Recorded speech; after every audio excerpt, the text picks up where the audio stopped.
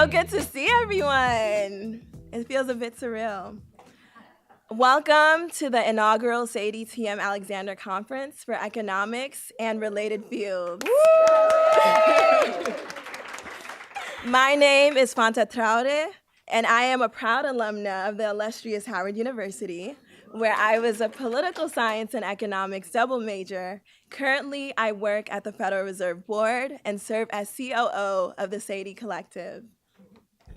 And my name is Opoku-Agyeman. I actually have 6 other names, but we just don't have the time. I'm also known on Twitter as your favorite vocal economist in training. It's Afronomics. I'm graduating this year. I'm major in math and economics at the University of Maryland, Baltimore County, and currently I serve as the CEO of the Sadie Collective.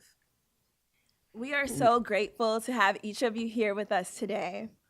To our online listeners, thank you so much for tuning in. The Sadie Collective is a community because each of you are committed to changing the status quo. We encourage you to help us trend in Washington, D.C. by using the hashtag SACE2019, Black Economists Matter, or Thank You Sadie on Twitter and Instagram. Today, we are here to be empowered, equipped, and educated while also honoring the legacy of Dr. Sadie T.M. Alexander, the first African American to earn a PhD in economics in 1921, and the first woman to pass the bar in Pennsylvania in 1927. Can we take a moment to honor this incredible woman who knocked the first door down for all of us?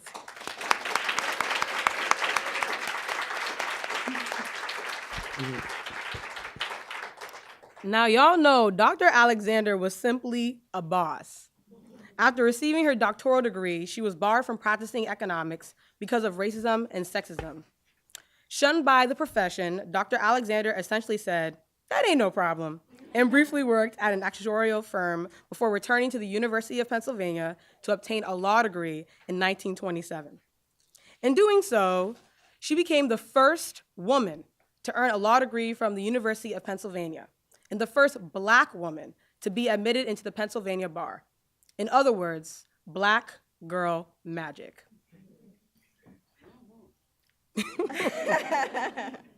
Although Dr. Alexander is known well for her contributions to the practice of law and civil rights advocacy, the work of Dr. Julianne Malveaux and Dr. Nina Banks have shown a spotlight on the economic thoughts embedded in the speeches that Dr. Alexander gave. Today, we have the privilege to be joined by her family, who are a bit fashionably late. And they are Dr. Ray Alexander Minter, her daughter. We also will have her grandchildren and granddaughter with us, Mr. Tom Minter and Miss Nicole Lewis. Amongst Dr. Alexander Minter's esteemed guests are Dr. Jeffrey Hayes and Miss Jovita Hill. So we will welcome them once they arrive. Oh, lovely. Good to see you. Thank you so much for joining us today. At this time, we would like to acknowledge our gold sponsors, which are organizations and individuals who have pledged or gifted us with upwards of $1,000. Included in this are one of our first believers, Dr. Dina Pomerantz from the University of Zurich, who donated as soon as our website went up in October and was simply a .weebly.com website. She really believed in the work that we're doing to increase the status of Black women in the economics profession. She was followed by Dr. Jeffrey Brown from the University of Illinois Gase College of Business, the Breaking Ground Grant by the way of University of Maryland, Baltimore County. And finally, the National Economic Association, yes, for which many of our panelists are a part of. Thank you to everyone who has also given smaller donations, because it all added up to today's experience, which has already been a moving one. Many of you are probably wondering how a group of students and research assistants from across the country managed to plan, execute, and establish the first conference and organization for Black women in economics and public policy.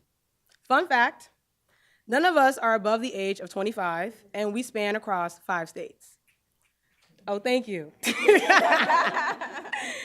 The story begins with a simple connection made on LinkedIn in 2017 between Fanta and I. We connected over the American Economic Association summer program after Dr. Lisa D. Cook, hey, Dr. Cook, recommended me for it. Go ahead.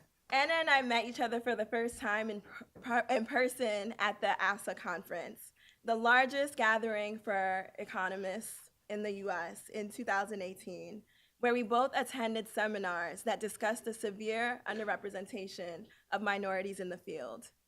The speech that really shook the table for us was by the president of the National Economic Association, Dr. Rhonda Sharp. The focus of her address was on us.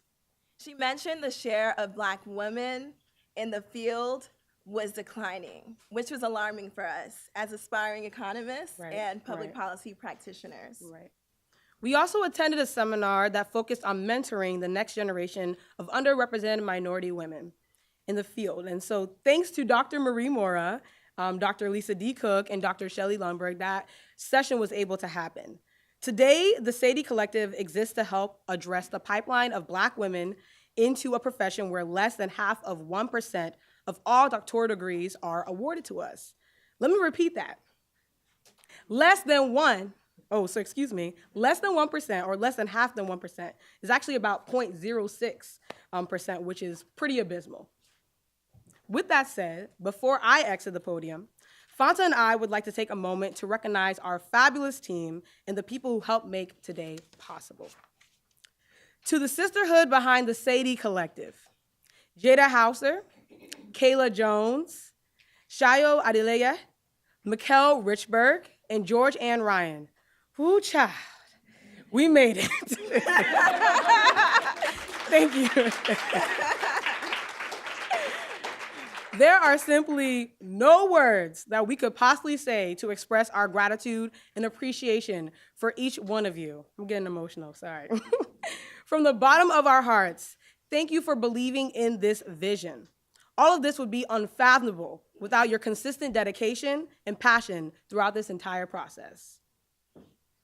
To our creative team, our logo designer, Uchoma Yuzosike, and graphic designer, Teresa Din, thank you for bringing our creative vision to life.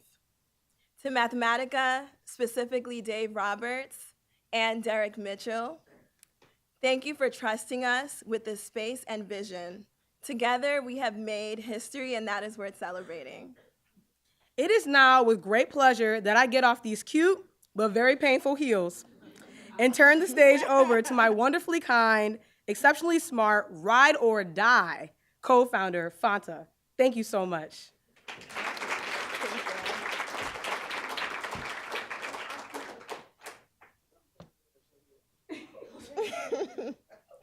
In the words of Dr. Malveaux, it is the basic assumption that everyone here can read, so I will not read her bio in introducing her. I remember Googling Black female economists after getting into the AEA summer program and coming across a list on Madame Noir called Top Black Economists to Know. This list featured Dr. Malveaux. In her photo, she looked fabulous wearing her signature frames and a vibrant red suit. I learned that she was well accomplished as indicated in her bio.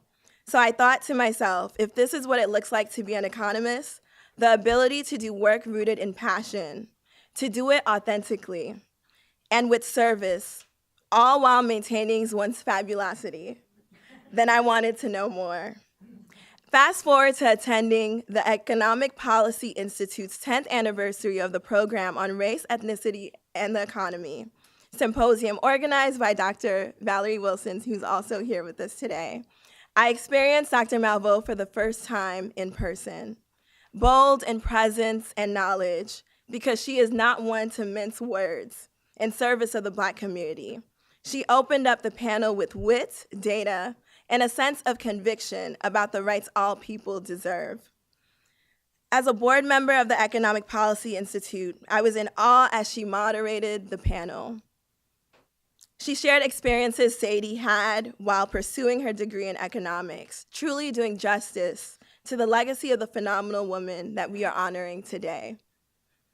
Dr. Malveaux took my breath away while up on the podium, yet I managed to catch my breath afterwards to sprint over to her before she left and ask her if she could so graciously open up our conference here today.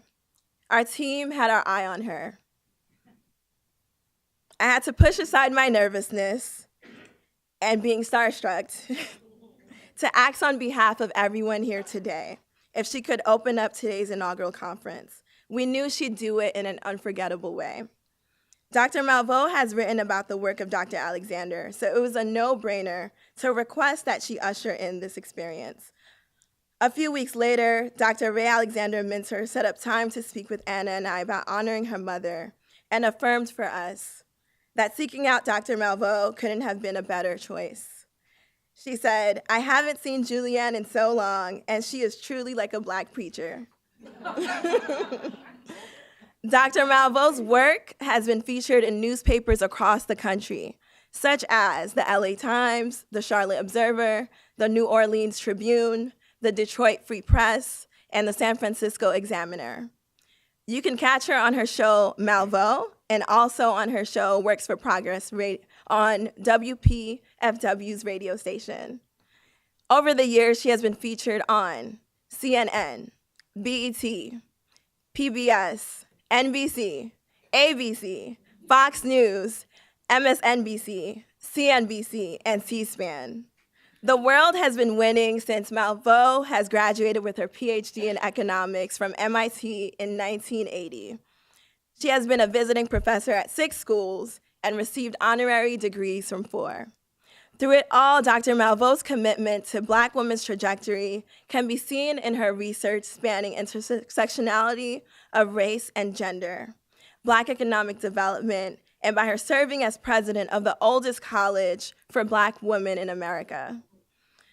Already, she has been instrumental in the Sadie Collective's success by featuring us on her radio station just this past Monday.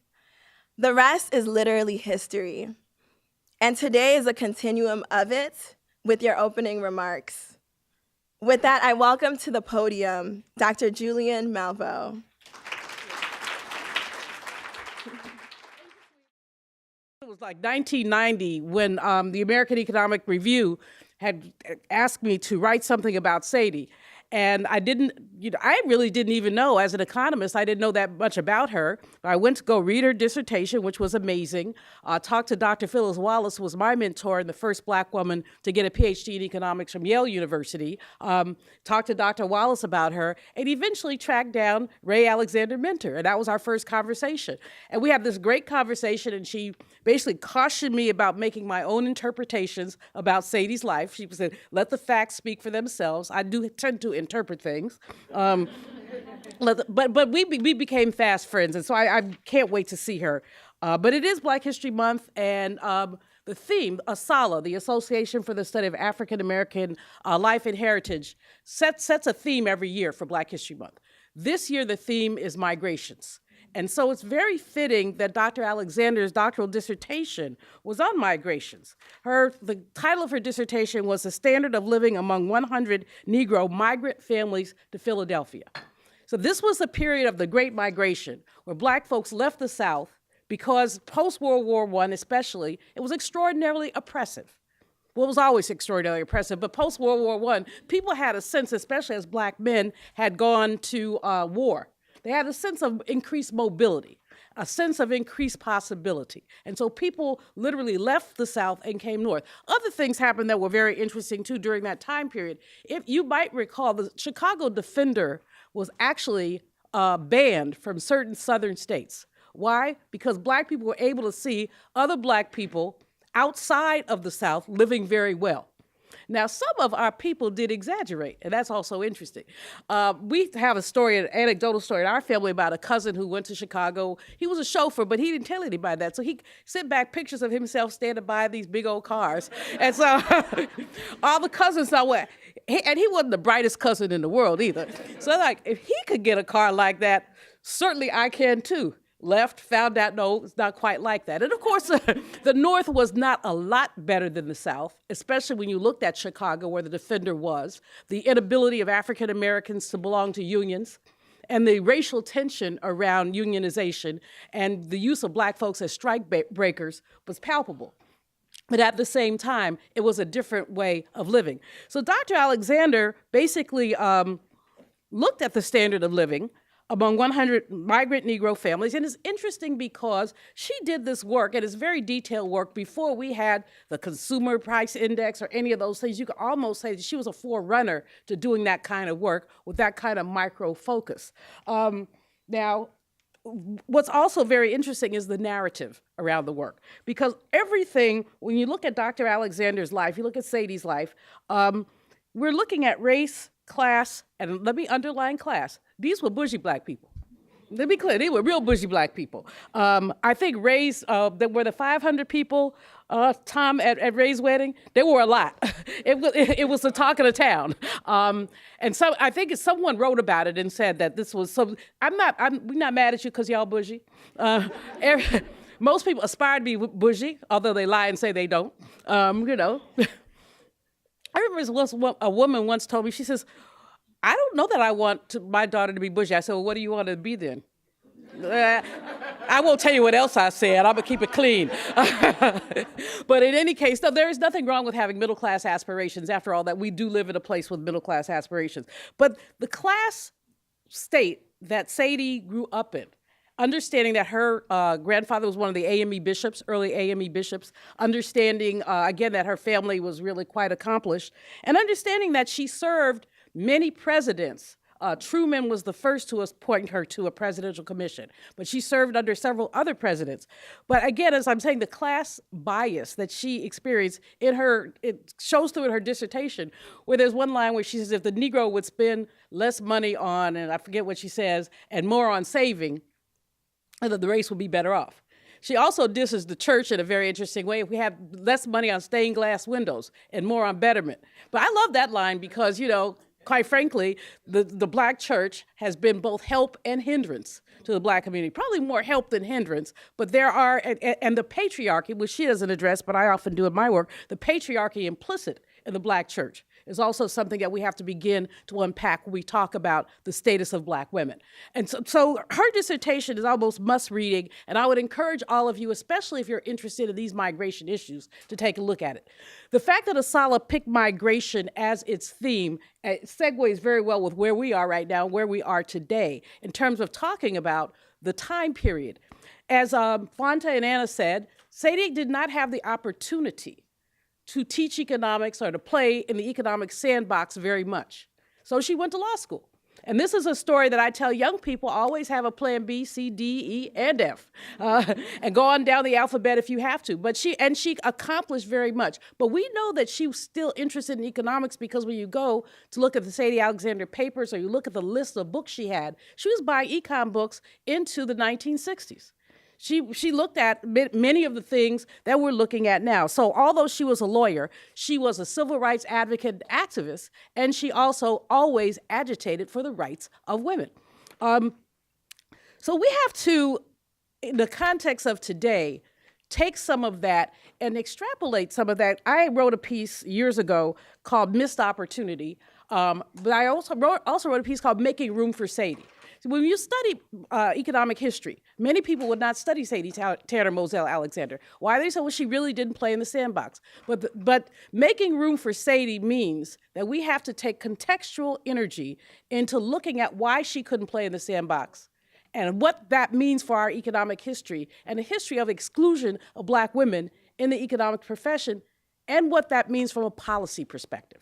See, when you think that all the women were white, you know, and all the men were black. There's a book called "And Some of Us Are Brave," and it really speaks to, and some of us are brave, and those are the black women. But when you fail to look at intersectionality, what you do is render us invisible, and our experiences are not the same experiences. They simply are not. If you look at the other econ woman that I'm in love with, and I'll mention very briefly, is Maggie Lena Walker. Everybody knows about Madam CJ. all the hair products. Maggie Lena was the first black woman to charter a bank in Richmond, Virginia, in 1903. It was Penny Savings Bank. And Maggie Lena, again, focused on the betterment of African American women. Maggie Lena formed the bank, had the foresight in 1929 to say, we have all these little bitty black banks, we're not all going to survive if there's any kind of economic problem. And the Depression was coming. So what happened? 3 banks formed, merged to become Consolidated Bank of Richmond. And that bank lasted until 2005. So it's the longest running black-owned bank in the nation, till 2005. It's just an amazing story. She also, because she was very interested in the same kind of economic development issues that Sadie was, she formed something called the St. Luke's Department Store. Now, this is fascinating. So in 1907, the St. Luke's Department Store had $35,000 worth of receipts, $1907. But see, white folks weren't having that. So the concept of economic envy has to be one that we factor in when we talk about black folks in the economics profession, black folks in the economy. So $35,000 worth of receipts in 1907. Like I said, white folks were having it. So white retailers formed an organization called the Richmond Retail Association. Then they went to New York and said to New York suppliers, if you trade with, I'm getting my women mixed up. If you trade with Maggie Lena, we will not trade with you. So literally the entirety of the white retail establishment decided that this black woman could not have a department store. So by 1914, when the store closed, by 1914, it only had $11,000 worth of receipts. So how did the receipts go from $35,000 to $11,000? First of all, obviously you had this collusion on the part of white retailers. But secondly, and I can't prove this, but this is what I tell you about Ray telling me about extrapolation, which I do anyway. But I believe that the black folks who worked for white folks were told, you can't shop there. Don't shop there. I can't prove it, don't see it in any newspaper, went down to Richmond, looked at all the old newspapers, but I believe that that's what happened. Because the tension around profit is a tension that has driven all kinds of devilment in the black community, against the black community, not in the black community, but against the black community, devilment.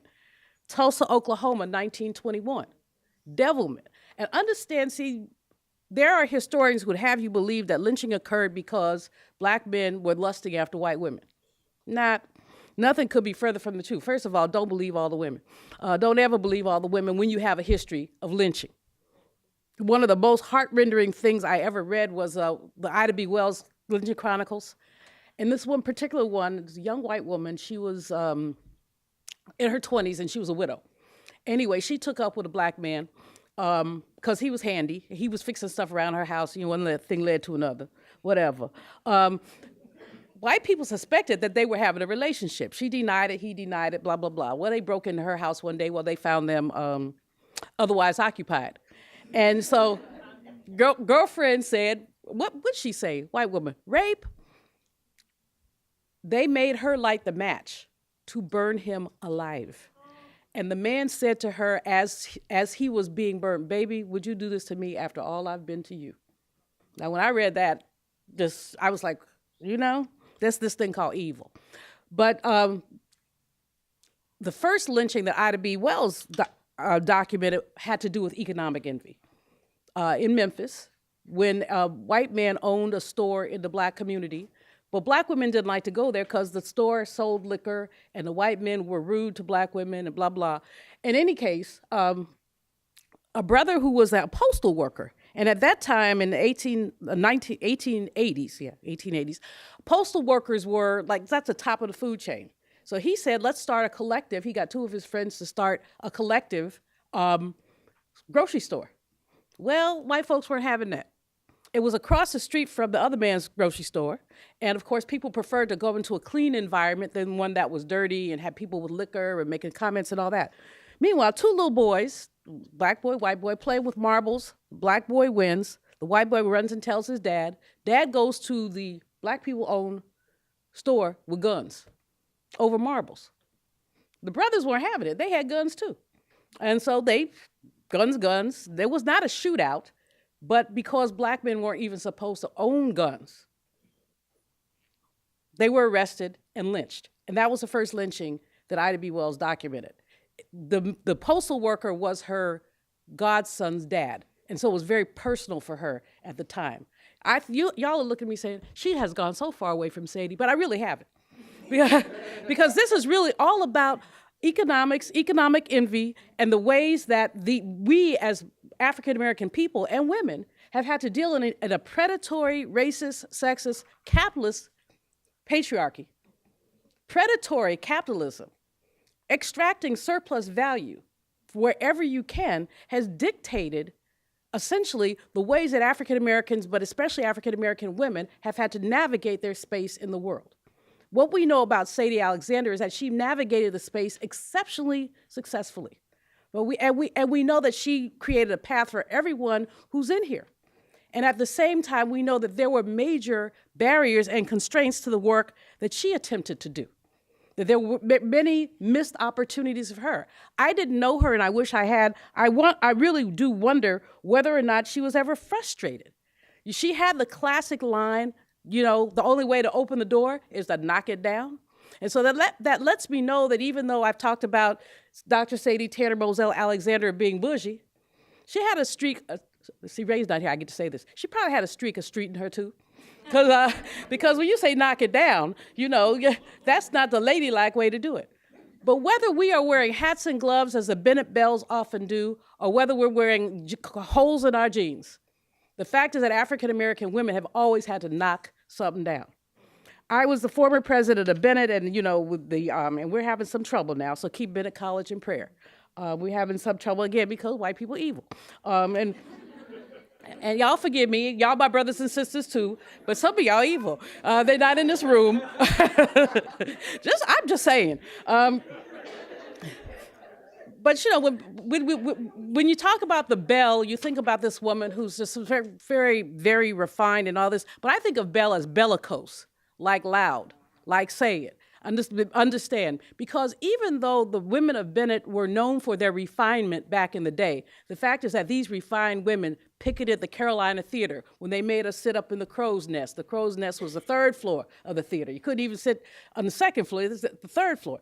Now, my great-grandmother used to always tell us about the crow's nest. When I was little, I didn't even get it until she was dead and gone. But one of the things she said is that they like to throw peanuts down on the white people. She said, we just throw our peanuts down on the white people. That was their little form of revenge. I mean, and there are lots of implicit ways of getting even. My mom went to Xavier University, and she used to tell the story about how they would go to Dillard's and try on clothes. Well, black people were not supposed to try on clothes. But my mama kind of light-skinned it. So she'd try on clothes, and then she'd leave and say, oh, by the way, we're colored. So she said she was hoping they'd throw the clothes away or something so they could go out and get them. And some folks did. And if a black person put the clothes on, so she said, we sit out by the dumpster and see if they're going to throw the clothes away. I think I only did it one time, then they got hip to them. But in any case, there were ways of fighting back, and we often did that. Public policy and African-American women, this is something that we must deal with, especially in these times. I'm not going to curse in front of y'all, so I won't mention that person who occupies the White House. I don't even call it the White House anymore. Actually, I call it the house the slaves built. We need to emphasize this is the house the slaves built, y'all. And so, but we do need to look at public policy from the perspective of the policies that this man is promulgating that really affect African-American women often more severely than others. A government shutdown of 35 days, 800,000 people without work. The people who didn't have work the people who were least well prepared were the people at the bottom. The Federal Reserve Board has said that only 40% of Americans could not withstand a $400 emergency without going into debt. That's cray-cray. There's a better word for it, but I'll just use cray-cray for the record. We still have to look at, I was with Reverend Jackson, the Wall Street Project, earlier this week, and a brother came to me to tell me that black women were the best educated people on the planet. Well, actually, and I see the misuse of statistics is what is going on is that African-American women are enrolling in college at a higher percentage rate than any other population. It does not mean that we're finishing. It means we're enrolling. It does not deal with the issues of how long it takes us to complete, because African American women are more likely than others to stop out because of family issues and other things. It does not take into consideration any of that. But this brother wanted to say that. Blessedly, Dr. Janetta Cole was sitting at my table, and she took him to school and said, and even if that's the case, how come we still have unequal pay? You know, for the record, how come there's still unequal pay? Why is there no black woman CEO? There's only been one black woman CEO historically of a Fortune 500 company. African American women have ambition, but not enough platforms for which to play their ambition out. And so there is lots of work to do. And so I encourage you young economists here and aspiring economists to understand that you're very needed. We need to be able to explain why, as an example, black women have an unemployment rate of 5.5% last month compared to black males, 7.1%. What's that gap about? It's primarily about different occupations that we're concentrated in. But people will tell you black women are better off. Nonsense. Just do the work, do the homework, and understand that you're standing on shoulders. They're looking at me because it's time for me to get off this podium, but I'm waiting for Ray. Where is she? Tom says he's not in it. She'll be here. She'll be here. In any case, let me simply say that when you do the work, understand that Sadie did the work. Understand that there's someone whose shoulders we stand on, and understand that in this Black History, and I don't really believe in Black History Month. Because I believe it's Black History all the time. My Black History Month begins on January 1st, and it ends on December 31st. Because Black history is everywhere. I mean, you could tell me Native American, that's Black too. You know, Latino History and Heritage Month, that's Black too. Asian History Month, Black too, you know. I mean, because we're everywhere. We can't deny the fact that we are immutable, impenetrable, and we slay. We Black women slay. In the names of Sadie, we slay. And so, y'all, I've wandered around the mulberry bush, but I hope I left you with a couple things. One, the concept of economic envy and how that basically has affected Black women's lives. Number two, the legacy of Sadie and the work that she did and how that fits into this theme of great migration. And again, I would encourage all of you to read the dissertation, to think about it. Number three, that migration period and what it meant to the transformation of our people from a rural southern one to a more northern urban one. And I hope I've left you with some sense of that too. And finally, I hope I've left you with a sense that there's much public policy work for us to do, that the status of Black women, and Rhonda Sharp is going to be talking later, but she started an institute that's amazing to basically look at. It's called Wiser, and I forget what the initials are, but they're good initials. But it's really about looking at women of color, and I don't use the term people of color anymore. I preached on Sunday, and my minister was sitting there. Don't even ask why was I preaching on Sunday. That's a whole other story. It was late Sunday, y'all. But anyway, I said, you know, black, and he's counting. Because we can't be afraid to talk about the legacy of Black women. Right. You know, yes, we have allies who are people of color, but we have to be unapologetically, unassailably Black in the name of Sadie. Thank you.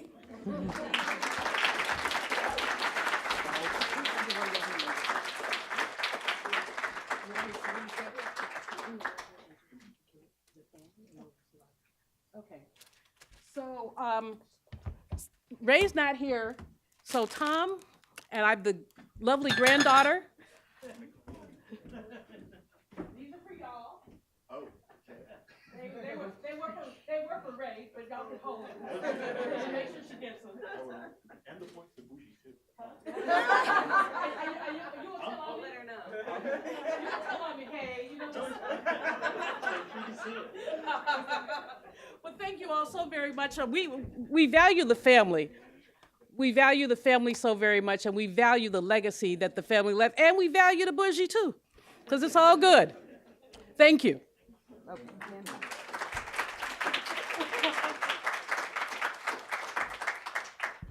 Thank you guys so much, and thank you, Dr. Malveaux, for blessing us with that sermon.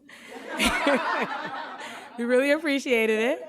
So at this time, we are excited to introduce to you all our generous sponsor that helped sort of sort of facilitate this entire event, the space that we are using, Mathematica, and the people. Actually, let's take a moment for a second. Can everyone please rise and give Dr. Alexander Mentor a round of applause?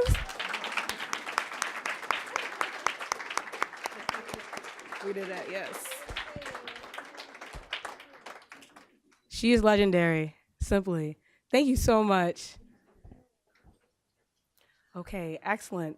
So as I said, moving forward, we're going to go ahead and acknowledge Mathematica. On their behalf is Miss Diana Herz. Before she actually gets up, I actually have a gift for Mathematica. We have a gift. So please, you can rise. And then we're going to go ahead and give you the gift. Oh, sorry.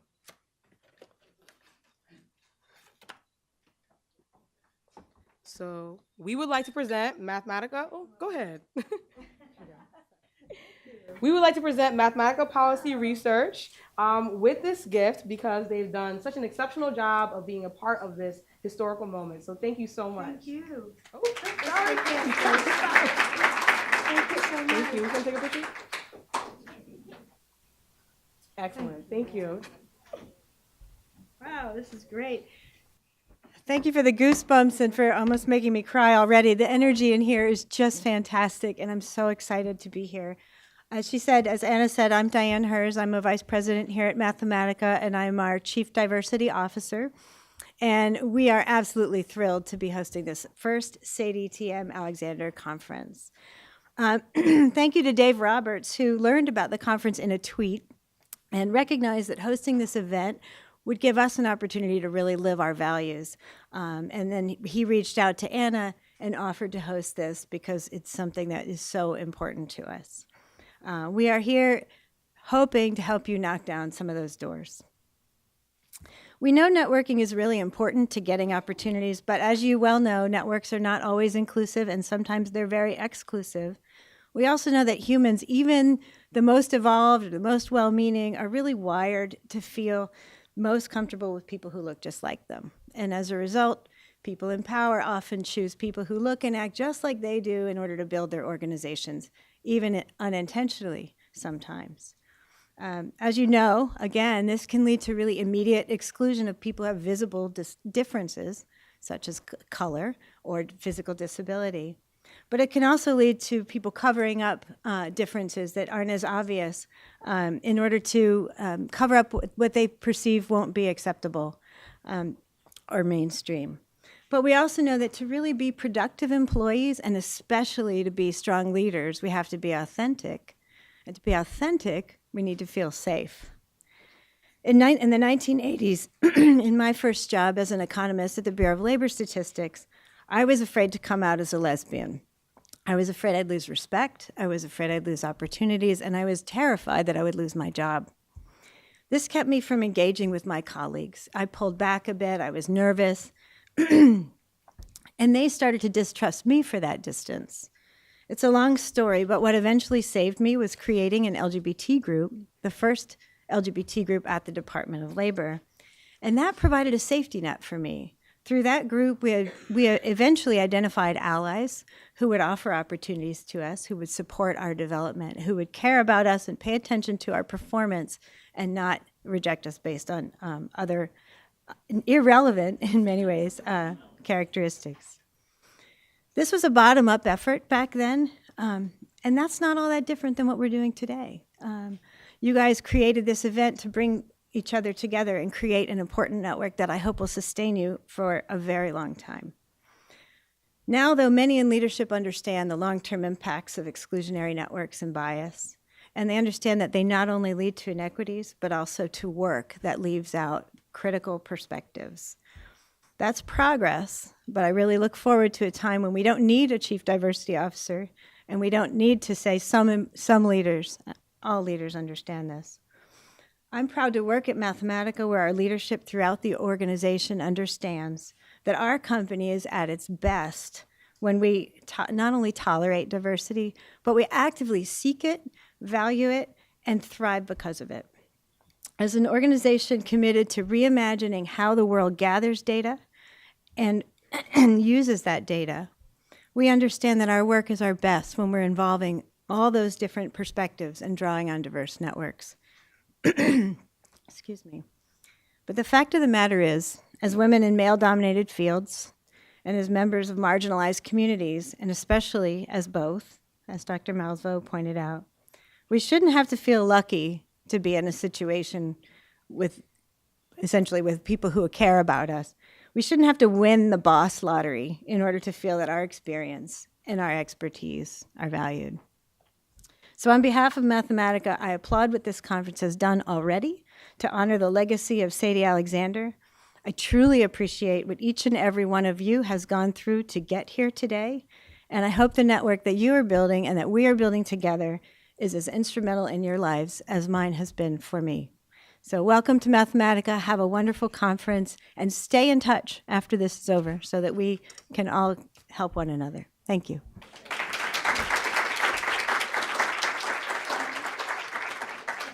Hello, everyone. My name is Jada Hauser. I am the head of external communications for the Sadie Collective. So just yesterday, I had the remarkable opportunity to meet and speak with former Federal Reserve Board Chairwoman Janet Yellen at the Brookings Institute. And now it is with great honor and excitement as an admirer of central banking and the Federal Reserve System that I introduce yet another trailblazer, Governor of the Federal Reserve Board, Lael Brainard. Prior to her appointment as a governor, she has served in a number of positions, including Undersecretary to the U.S.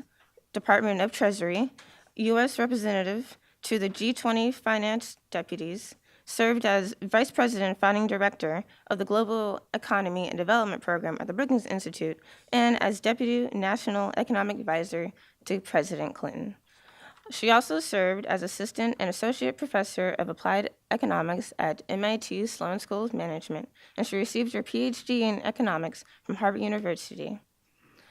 Join me in thanking Governor Brainard for joining us today. Well, thank you. That was a really, really kind introduction, and it is just a pleasure to be here today. I want to thank all of the folks in this room, and I gather there are folks also live streaming from the Sadie Collective. I want to just call out Mikkel, Kayla, Olusayu, Georgianne, Jada, Fanta, and Anna for taking this initiative and launching this organization and this conference to increase the representation of Black women in the field of economics. I want to say that I didn't know much about this until Fanta came to my office. And at the time, I was my Saturday was completely booked. And when she told me about this, I said, okay, I got to be here because this is a phenomenal effort. The story of Dr. Sadie Tanner Massell Alexander, which we heard about this morning, is really inspirational for all of us. She was a woman of firsts, the first African American to receive a PhD in economics, and also the first woman to receive a law degree from the University of Pennsylvania. She certainly knocked down some daunting doors, and I think the question that you're all asking yourselves today is whether you will follow her through those doors and maybe knock down a few of your own. So let me make two observations about economics. First, the field of economics prides itself on being rooted in evidence, data, research. And the second is we know something very clear from the data and the statistics and the research. Economics has a diversity problem. There's a stubbornly persistent lack of diversity in the economics profession. Year after year, minorities and women are underrepresented in the pool of individuals awarded a doctorate in economics in the United States relative to their share in the broader population, and the gap is especially large for Black women. The AEA reports that in the 2016 and 17 year, 7 Black women were awarded a doctorate in economics in the United States, along with 8 Black men out of a total pool of 1,150 economics PhDs overall. The economics diversity gap starts earlier. As Amanda Bayer and David Wilcox have documented, Women and minorities are also underrepresented in the undergraduate economics major. From 2011 to 2015, women accounted for about 31% of undergraduate degrees in economics, compared with 57% as their share of all four-year bachelor's degrees. For Black women, the gap was even bigger. They accounted for 1.5% of undergraduate economics degrees, compared with their 6.2% share of all undergraduate degrees. A growing body of research and evidence makes clear that this is not just a problem for the economics profession or the individuals, but the quality of the economics profession and our contribution to society will be greater when a broader range of people are engaged. Research, again, shows that greater diversity results in better outcomes. It broadens the range of ideas and perspectives brought to bear. It brings important insights to the analysis of our economy, and it improves the quality of deliberations. As Amanda Baer and Dean C.C. Rouse of the Woodrow Wilson School of Princeton have documented, microeconomic experiments and other research demonstrates very clear benefits for group deliberations and decision-making. One of the best-known experiments found that racially diverse groups of students outperformed other groups in solving problems, and another found similar benefits from gender diversity. Turning to my own institution, the Federal Reserve, it's notable that when Congress established the Federal Reserve System, diversity seemed to be very important to Congress. I don't think anybody would fail to notice that it was very important to the compromise that was reached that 12 Reserve Bank districts were established because diversity of geographic representation was considered so important. But we haven't lived up to that standard on other dimensions. In fact, it wasn't until 2017, more than 100 years after the creation of the Federal Reserve, that the first African American, Raphael Bostic, was chosen to lead a reserve bank. We have to do better than that, and we will continue our efforts until the group of people around that table looks like America. But to achieve our goals, we will need to improve the diversity of the economics ecosystem more broadly. Of course, the Federal Reserve System hires people with all kinds of expertise, lawyers, law enforcement, financial analysts, and data scientists. But our footprint is especially large in the economics job market, where as a system, we routinely hire 1 of every 25 newly minted economics PhDs. So it follows pretty clearly from the numbers that we have an enormous stake in improving the diversity and vibrancy of the economics professions overall. So far, I've told you why it's important for the Federal Reserve, why it's important for our economy, why it's important for our economic policy to see more women of color, more Black women embracing the field of economics. But what's in it for you? There are many ways I think your career may unfold where economics might fit in, might play an important role. Some of you may have decided or decide that your passion lies elsewhere as an undergraduate, and later find that advanced studies in economics align with your career interests. That was true for me.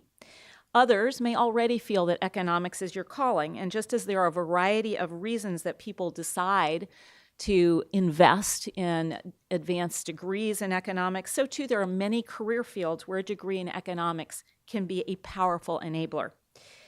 In my case, although I don't have an undergraduate economics degree, I later decided that I wanted to master economics because it provided a rigorous analytical framework and an approach to analyzing data to address problems that were important to me. Growing up, I saw how every family's well-being is affected by their financial resilience and their economic opportunities. And I decided to study economics because it provides powerful tools to help promote a better future for all Americans. I found different ways to approach that throughout my career, so I think there's loads of ways to have a rich and wide-ranging career, from teaching the next generation of problem solvers to assessing the challenges facing American manufacturers to seeing the potential of microfinance for financial inclusion, to my current job where we're tasked with promoting maximum employment and stable inflation. I recognize that it is challenging to look around a classroom or a conference room and not see colleagues who you can relate to. It's humbling to even imagine how that first economics class looked to Dr. Sadie Alexander. But today, there are a number of leading scholars and practitioners in the field to provide inspiration and serve as role models. We've already heard this morning from Dr. Malveaux. You're going to hear from Dr. Johnson, and Dr. Cook is also here today, who are sharing with you their perspectives and also discussing their important and interesting work. So what might you find by pursuing economics? You can influence people's lives for the better, the people that you care about. You can craft policy to change our world. You can teach and help shape the next generation. You can find the answers that most animate you.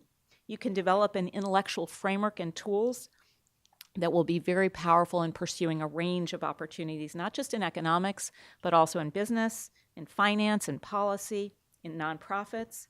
I hope you'll take away the message that the field of economics would be the richer from your engagement, but it also has much to offer you as you decide how to make your own contribution. There are many opportunities for you in the field of economics. Dr. Sadie Alexander knocked down that door. I don't want to underestimate that if you follow her through it, it will be easy. It will not. But if you go through that door together, I think you can make a material contribution to the future. Thank you very much. Good morning, everyone. My name is Mikkel Richberg, and I currently serve as the head of recruitment. It is a great pleasure for me to introduce our next speaker, who we are highlighting for a research spotlight. This is a subject in which we should all be deeply interested in because of the many strides and advancements that have resulted from research. Through her research on the causal effect of full-time virtual school attendance, she has found that full-time visual types as a type of school choice should be harmful to students' learning and future economic opportunities, as well as the suboptimal use of taxpayer money. She is currently a PhD candidate in economics at Georgia State University and is expecting completion in spring 2019. Ladies, please join me in welcoming Carycruz Bueno. Thank you. Thank you, everyone, for being here. Thank you for the lovely introduction. So, as I said, my name is Carycruz Bueno. I wanted to start off with knock these doors down. I think Sadie Collective have been able to do that. And I think hopefully you'll see throughout my presentation how I embody or have tried to knock these doors down.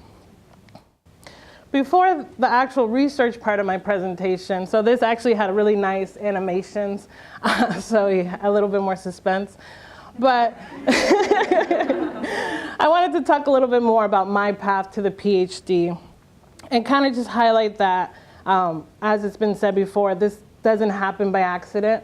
This has been in the works by so many people. So the first part of the path is my grandmother and mother have been strong women, Black women, who have guided me to knock these doors down. So my grandmother and mother migrated from Dominican Republic. My grandmother was as young as 25 years old, trying to look for opportunities here in the United States that weren't available to her in Dominican Republic. After their initial arrival here to the United States, I would say the next big event to lead me to my path to PhD was learning about the AA summer program. So my sister, Dr. Cruz Bueno, also a female economist, Black female economist, she was getting her PhD at UMass Amherst at the time, and she told me, Carrie, there's this magical, amazing program for people, for Black people, searching for economics. And I was like, wow, what is this? And so with her guidance and help, I applied for the AA summer program. At the time, it was at Santa Barbara. Currently, it's at Michigan State under the direction of Dr. Cook. And really, this program not only opened doors to the mentors that I still have today and the colleagues that I still share, it really opened up my eyes about how and what I needed to be successful in a PhD program. The tenacity that you need to continuously work at high levels, you really get a flavor for that at the AA summer program. My next step was actually finishing my degree at Mount Holyoke College. One of the reasons I chose Mount Holyoke was because it was a safe space for me to be a woman. And so they gave me lots of opportunities and the actual vocabulary to actually critique the structures that are in place right now, right? And so having that language and being able to think about the issues that I really cared about was a space that I needed at the time. And after that, I joined Teach for America because the issues that are dear to my heart are the education system, the lack of, the large wealth inequality and income gap that we continuously see today. And so for me, Teach for America was the right step to really get on the ground kind of level to work with these kind of issues. But with the amount of inequality I saw, the amount of education that my students lacked throughout the years within the US education system, I knew I had to come back to PhD in economics, and I had to do policy that I think has relevance for them and for the larger public. And so that leads me to the final step of actually being at Georgia State, but just getting to the program isn't the end of the story. So while at Georgia State, I had great mentorship within the program, but as well, I was an AEA pipeline mentee.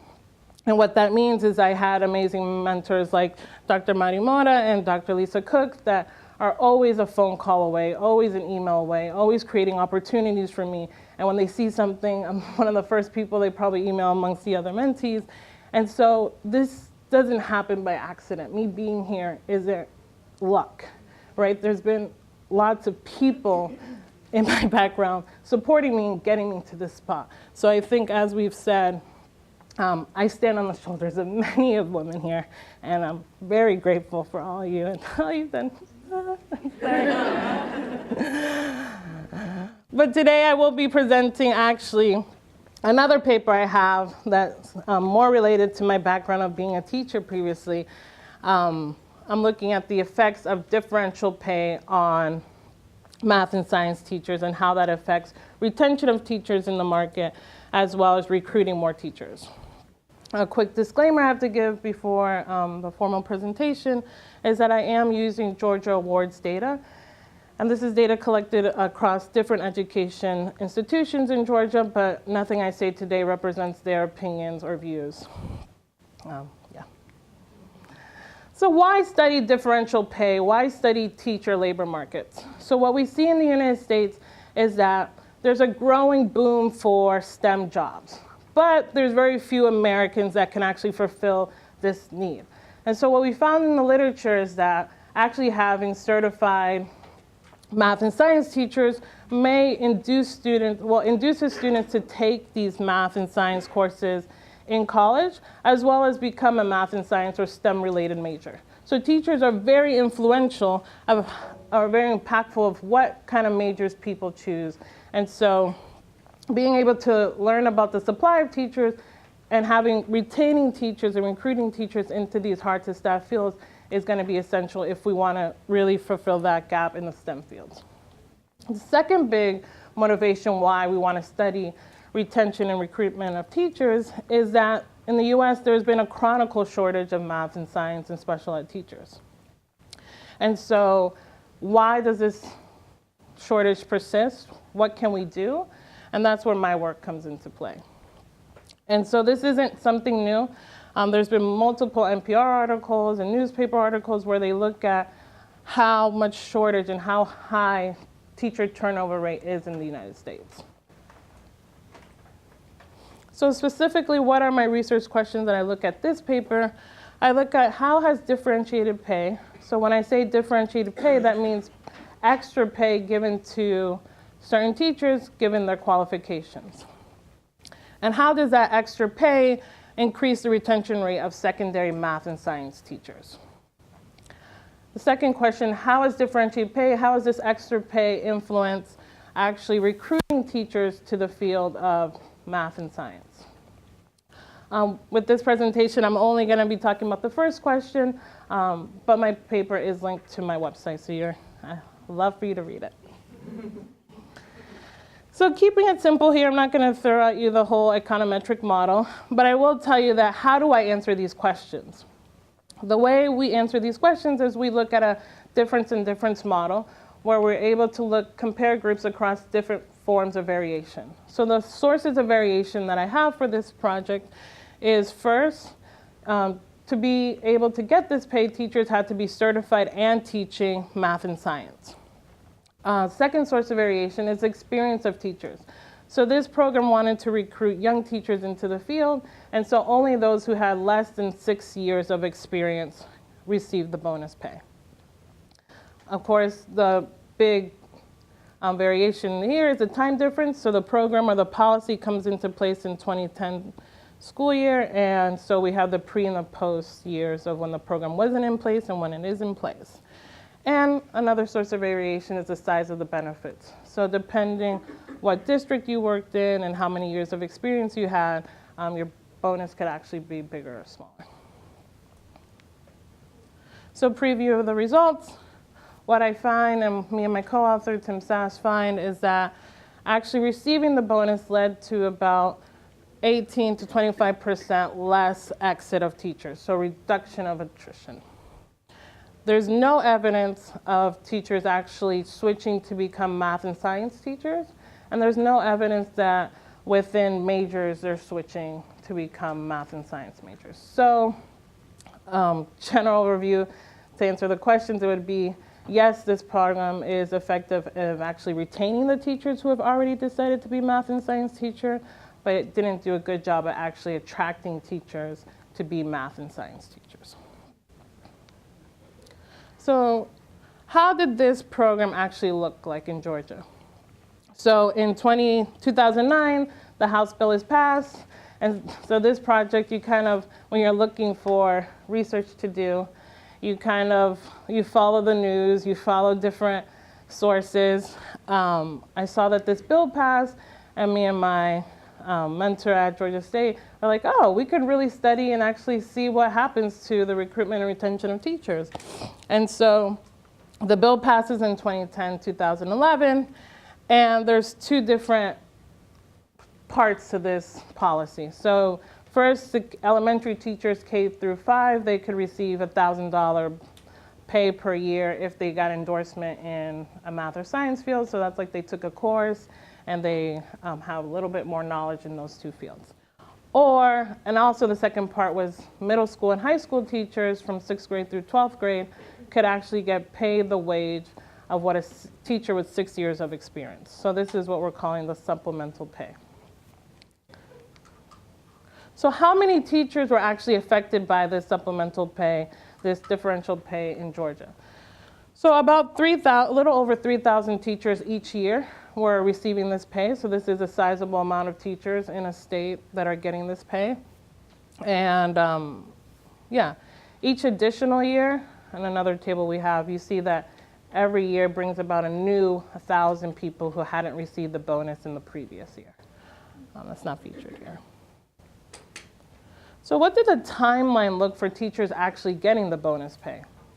So let's take a year. Let's take the first year, 2010, 2011.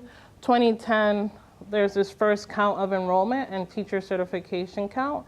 And so all the districts collect the data of their teachers. You see in 2010, October 2010, if the teacher was certified in teaching and how many years of experience they had. This list was collected and sent to the district. The district then, in the spring, sends it to legislator, the DOE then sends it to the legislator in the spring of 2011, so within that same school year. Then legislator sends it to the districts at the end or the summer of 2011, and finally the teachers get paid their bonus pay in almost the fall of the following year. So it's almost like a whole lag when the teachers actually see their bonus pay. So how was it actually implemented? So teachers actually didn't have to stay at that school. They didn't have to stay in the profession to get their bonus pay as long as they fulfilled all the requirements. The amount of pay was independent of your actual salary. So there are some districts in Georgia who pay more, like Atlanta, you can imagine it's more expensive. There's different costs, and so Atlanta teachers get paid more, but this bonus was paid based on the state salary schedule. So regardless of where you lived, the teachers with the same years of experience had the same amount of bonus.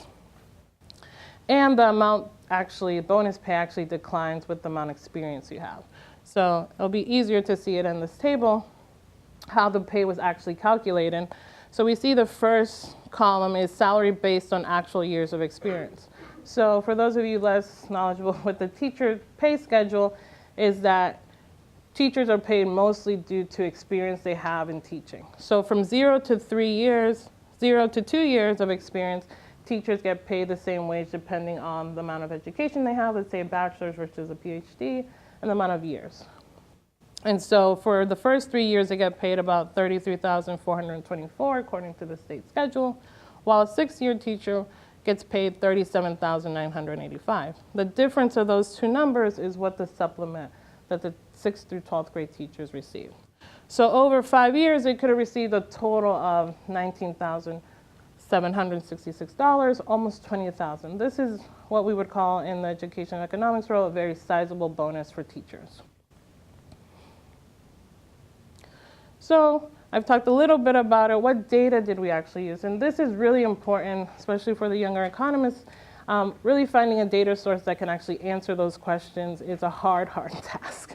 And so I've been fortunate enough to be one of the first researchers to develop and work with the state of Georgia's longitudinal education data set. And so basically this data set looks at all students who have ever attended Georgia schools from 2007 through, well, now 2017.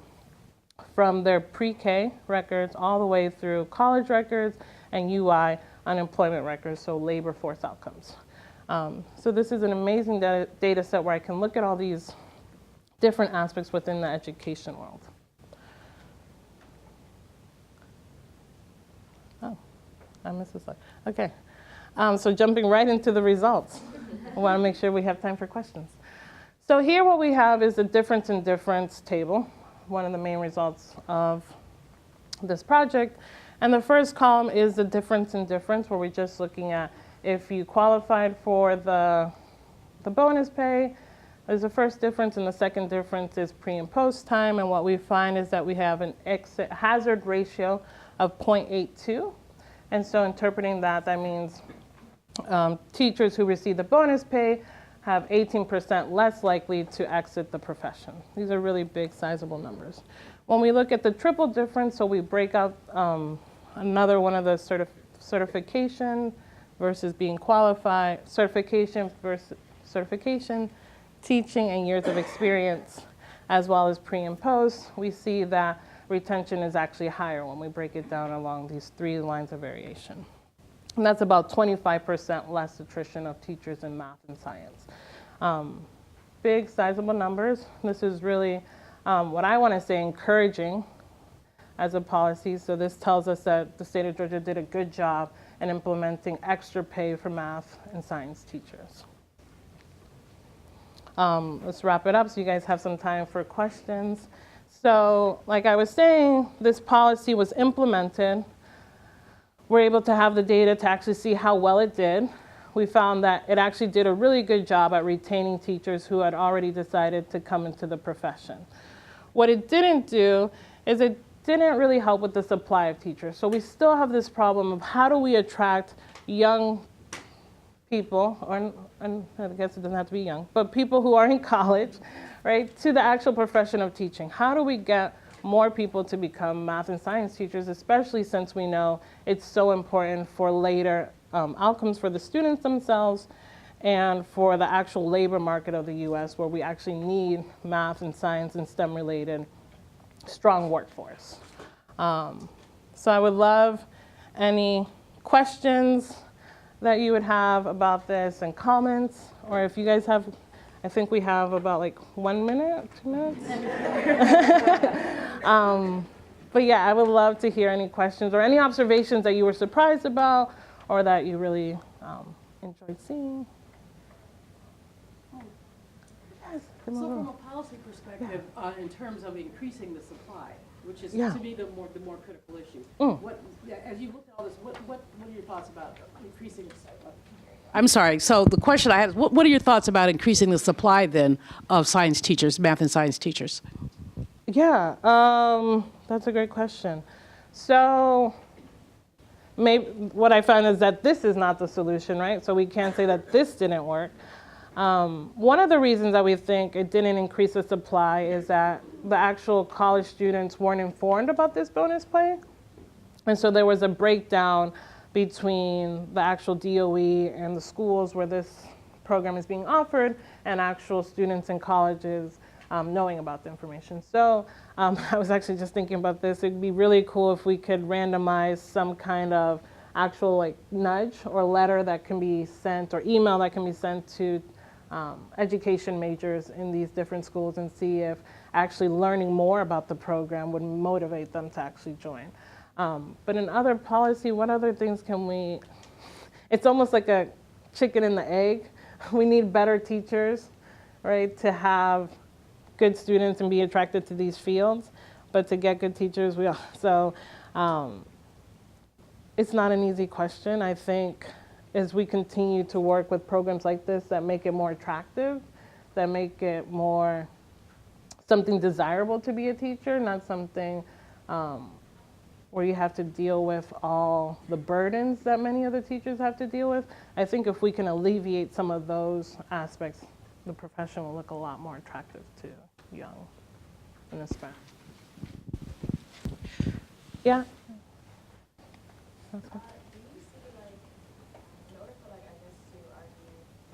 Teachers get paid more. Do you see any data that kind of quantifies the marginal product of teachers like across the nation? That's such a good question. So originally we wanted to look at quality. So the question was, can we see how their marginal productivity, or what I'm guessing you're thinking about is how good these teachers are, because if we're retaining bad teachers, that could also be a bad story. So we actually don't have links currently to teachers to the students, so we couldn't actually measure how well those teachers that stayed were doing with the students.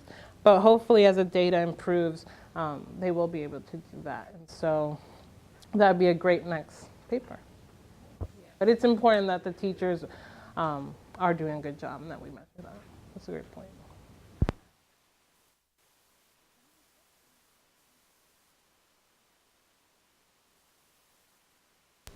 Is this on? Okay, great.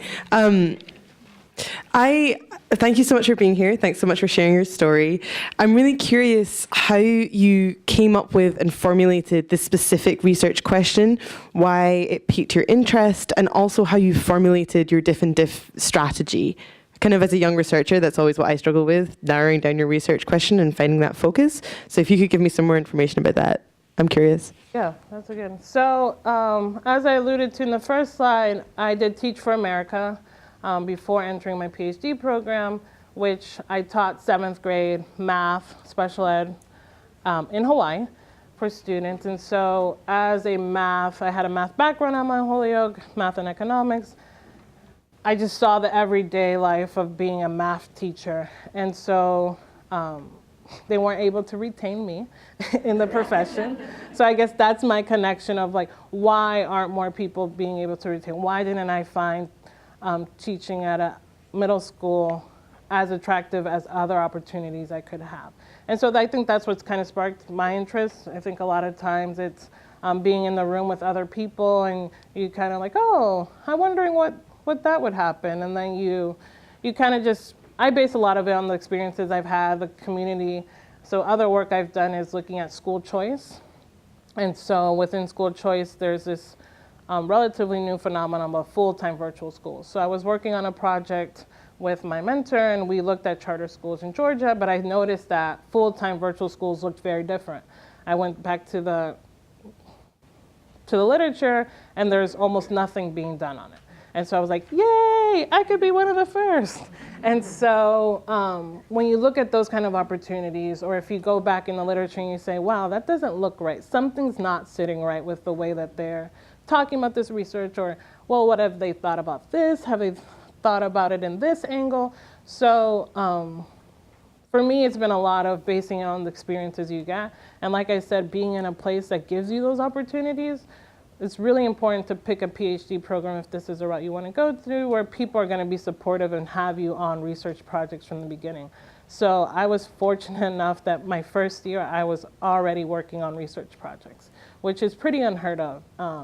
And so Georgia State's not a top 20 program, but it's a program that's been extremely supportive to me, and it's been everything that I've needed to be successful as a PhD candidate. So that's something very important that you can ask me, you can ask other economists in the room about what program is going to be successful for you as a Black woman. And everyone has different stories and different paths, but I think knowing who you are and what you want out of a program is crucial to picking the correct program for you.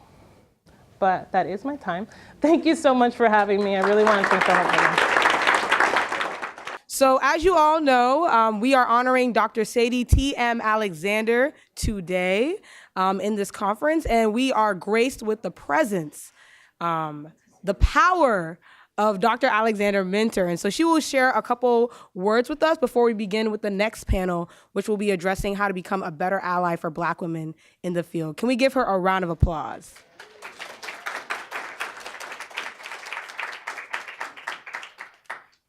I'm just going to speak for a minute or two. I want to tell you from the family and as the daughter of Sadie Tanner Marcel Alexander, I am blessed and honored, and my family is blessed. We're all thankful to you for what you've done for my mother and for the field and for every African American and African young person in the field. I just want to say one thing about my mother. As I'm sure Dr. Malveaux told you, it was because of race and gender that she wasn't able to move in this field and move up. But what I heard late, I know, in the meeting this morning and from the presenters is something that I asked if I could say a few words. My mother suffered from racial isolation. I don't know if Dr. Malveaux talked about this, but she and my father's sister were all at the University of Pennsylvania. They weren't able to eat in the dining room. They had to eat their lunches outside on the steps of one of the major buildings. And my mother talked about how she wasn't called on in class. She talked about how the other women, only women, she doesn't talk about the men, would not recognize her or speak to her if she had a question. And she was lonely. She was isolated. And this field was not open to her, nor were others open to her, other people. So just last week, I'm sure you saw in the New York Times the story of an African-American full professor of economics at Purdue who left his tenured position because of racial isolation. It exists today, and I simply want to say that my mother would be so gratified to have your support, to have you there for her and for each other. And I congratulate you on what you've done. You've helped, you're opening a field, and you're making a difference. Thank you.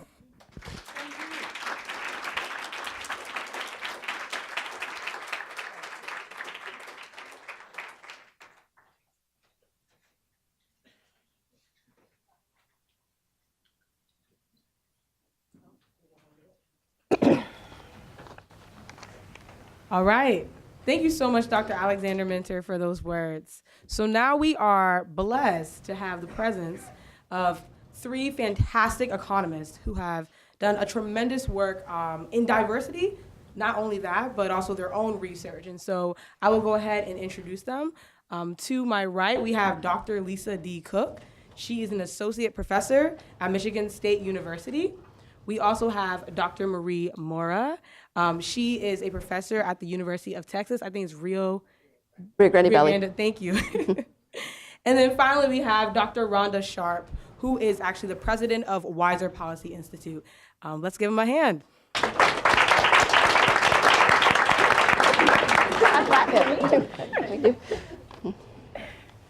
One thing that I'd like to add to that introduction, thank you very much, Anna, for that tremendous introduction, and thank you so much for everything that you have done. Anna has been bugging me since I met her at a seminar about 2 years ago, and it's the best kind of bugging ever. It's like I have a free little sister who wants to be a PhD in economics. So I am adopting you officially today as my honorary Spelman little sister, because the only non-biological sisters I have are my Spelman little sisters. Okay, so you're honorary today. All right. So thank you so much for everything you've done, and along with Fanta and all of the co-organizers and co-founders of the Sadie T. Moselle Alexander Collective, thank you for this opportunity to talk to you today about diversifying the profession and helping Black women in particular to succeed in economics. So before I start, I'd like to say that I am also the director of the American Economic Association summer program. So if you haven't heard about it, please find me during the career fair. I have lots of flyers and lots of pens that you can take home, because I don't want to. And it goes every year typically from the beginning of June to the end of July. It's 2 months right now. It's at MSU, at Michigan State University. So see me, the application period has just ended for this year, but certainly talk to me about future years. So that's certainly one way I hope that I am helping Black women to succeed, and that the profession has been helping Black women and other underrepresented minorities to succeed in economics over the last 40 years. So I did the program when it was at Stanford University. There are many alumni here, so they can certainly tell you about their experiences at other universities. So to get started with the panel, if you all could just tell us a bit about your background, particularly your education, what you are doing now, and your journey in economics to get you to what you are doing now. That would be fantastic. So we have, again, Marie T. Mora and Rhonda Sharp. Right, I guess I'll go ahead and go. First of all, I also want to thank the organizers for having invited me and for putting on this fantastic event. I think they deserve another round of applause because they've just done amazing work.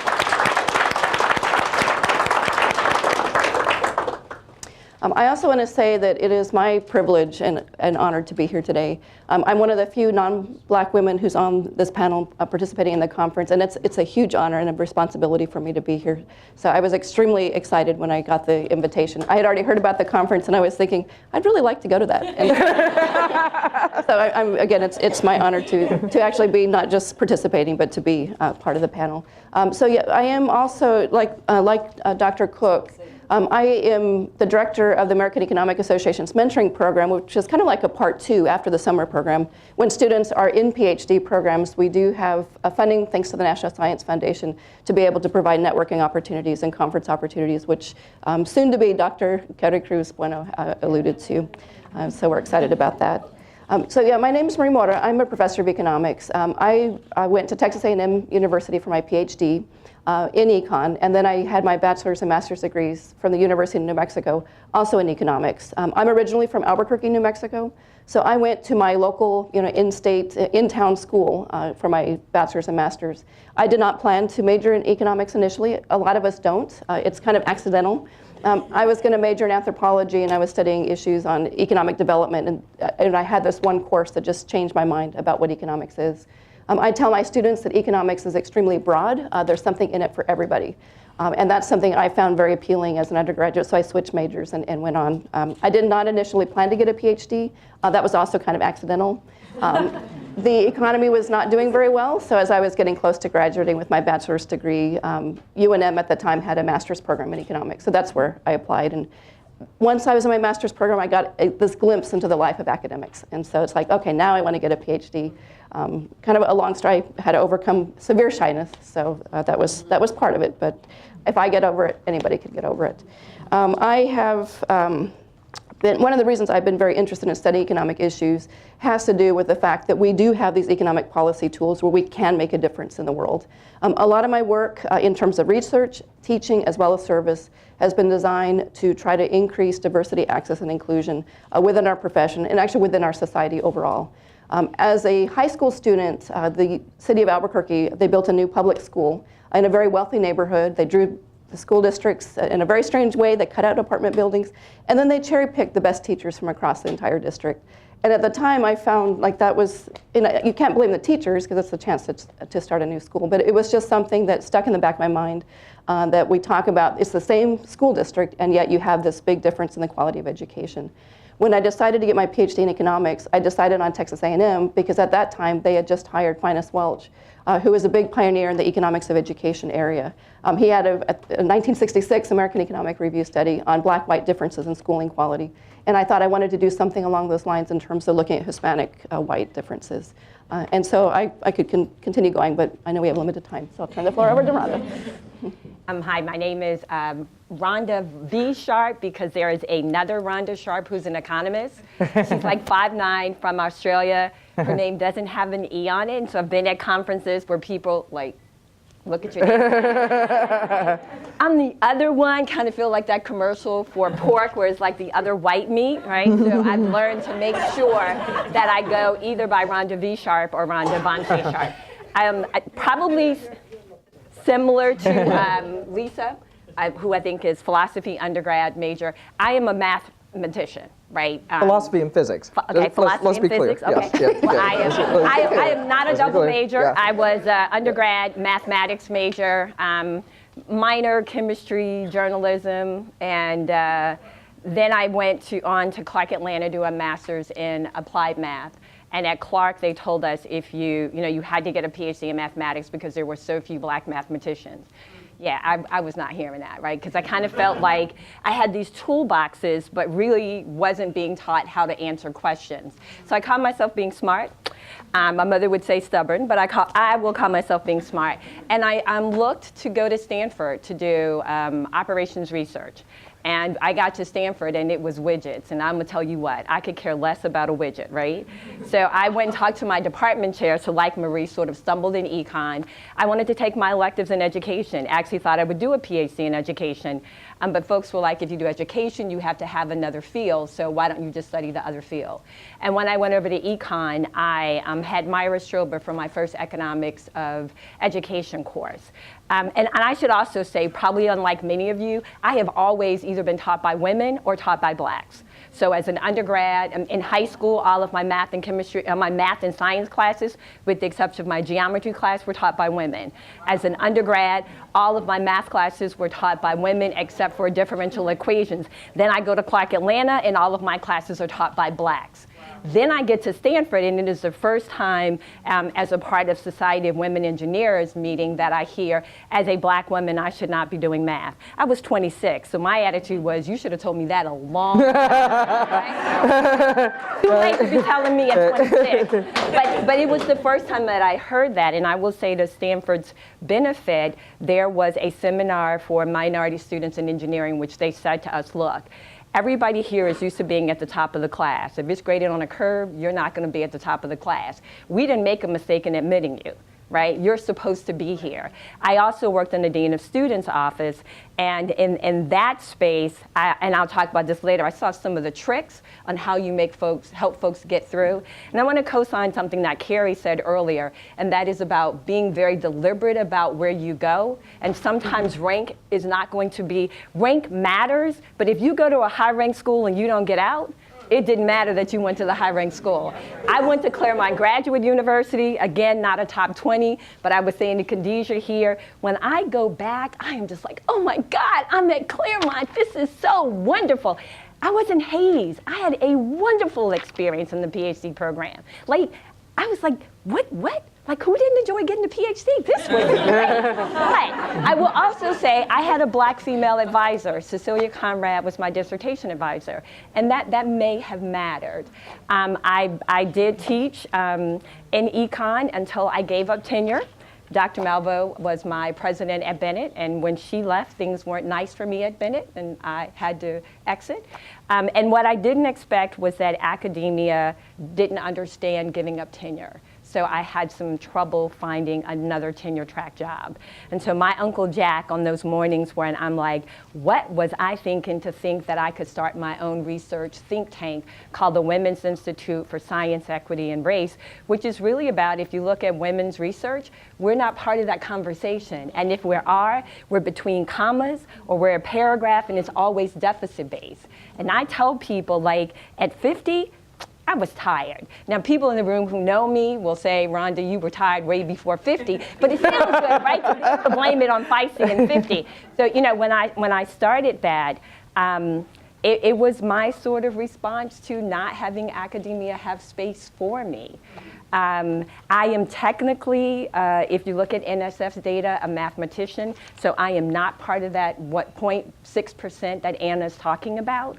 But if you look at the Department of Ed data, then I am an economist. So it all depends. My degree is in economics / mathematics. So if you find me on Twitter, I'm an applied mathematician who functions as an economist because the mathematicians give me grief about not considering myself as a mathematician. So I'll be happy to talk about some of the math stuff later. Okay, okay, thank you both. So I would just like to go back to partly what Lael Brainard was talking about, Governor Brainard was talking about, but I'll extend it a bit. Janet Yellen has made the case that the financial crisis was started and was deepened because of the lack of diversity. Same people who trained in the same place, who looked like each other, who asked the same questions, allowed the financial crisis. I didn't even have to say amen, like. Allowed the financial crisis to get going and to continue. The Great Recession, the only thing that stopped this was the intervention by the Obama administration and making sure that we didn't have the Great Depression again. So her view is that we've got to diversify because a safe and sound financial system is important to us all. So with that, I would like to ask you two, you talked about your personal experiences, but what about the case for diversity in economics? Could you tell us why it's so important to have Black and brown people in this profession, in your experience, and what you're doing to that end? So you started some of it, so why don't we start with you, Rhonda? Okay, so in terms of what I do, I am the co-founder of the Diversity Initiative for Tenure in Economics with Sandy Darity. So you participate in the summer program, you do the graduate program, and then you can come to Diane, and that's for junior folks. But I was also the first associate director for the AEA summer program when it was at Duke. But I think when I look over my life, I realize that I have been doing this work since 1990 when I was a graduate student at Clark.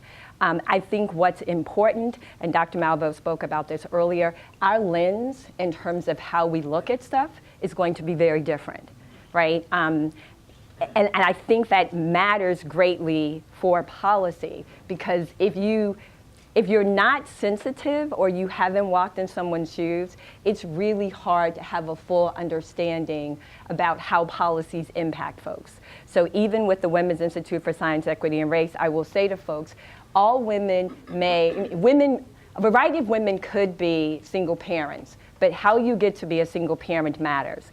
Is it the result of divorce, being a widow, or not getting married and having a child, right? They matter, and the consequences of that are different. So if you don't have policy that thinks about how you get to that space, you probably won't have policy that will be effective. And so for me, the whole notion about diversity in economics is about having sound policy to achieve what it is you say you're trying to achieve, and you can't do that if you don't have a diverse set of people sitting at the table. But I also want to be clear, shades of brown isn't diversity, right? Because you could have a variety of black and brown folks at the table who think exactly alike, right? That's a problem. Now, I'm gonna say this and somebody's gonna look at me. I'm a Republican, and people are like, oh my God, you're Republican, did you vote for Trump? No, I don't vote party line, but I advocate for social justice. People think that's a Democratic issue. It's not. Right? So, you need a set of diversity sitting at the table when you're setting up policy. And it's just not different shades of brown. You've got to have difference in ideology there as well. Yes. Yeah, and I'll piggyback on that. One of the reasons why we do talk about importance of diversity, it's not just because we want the room to look different or have different colors. We really do want to have different perspectives, different insights.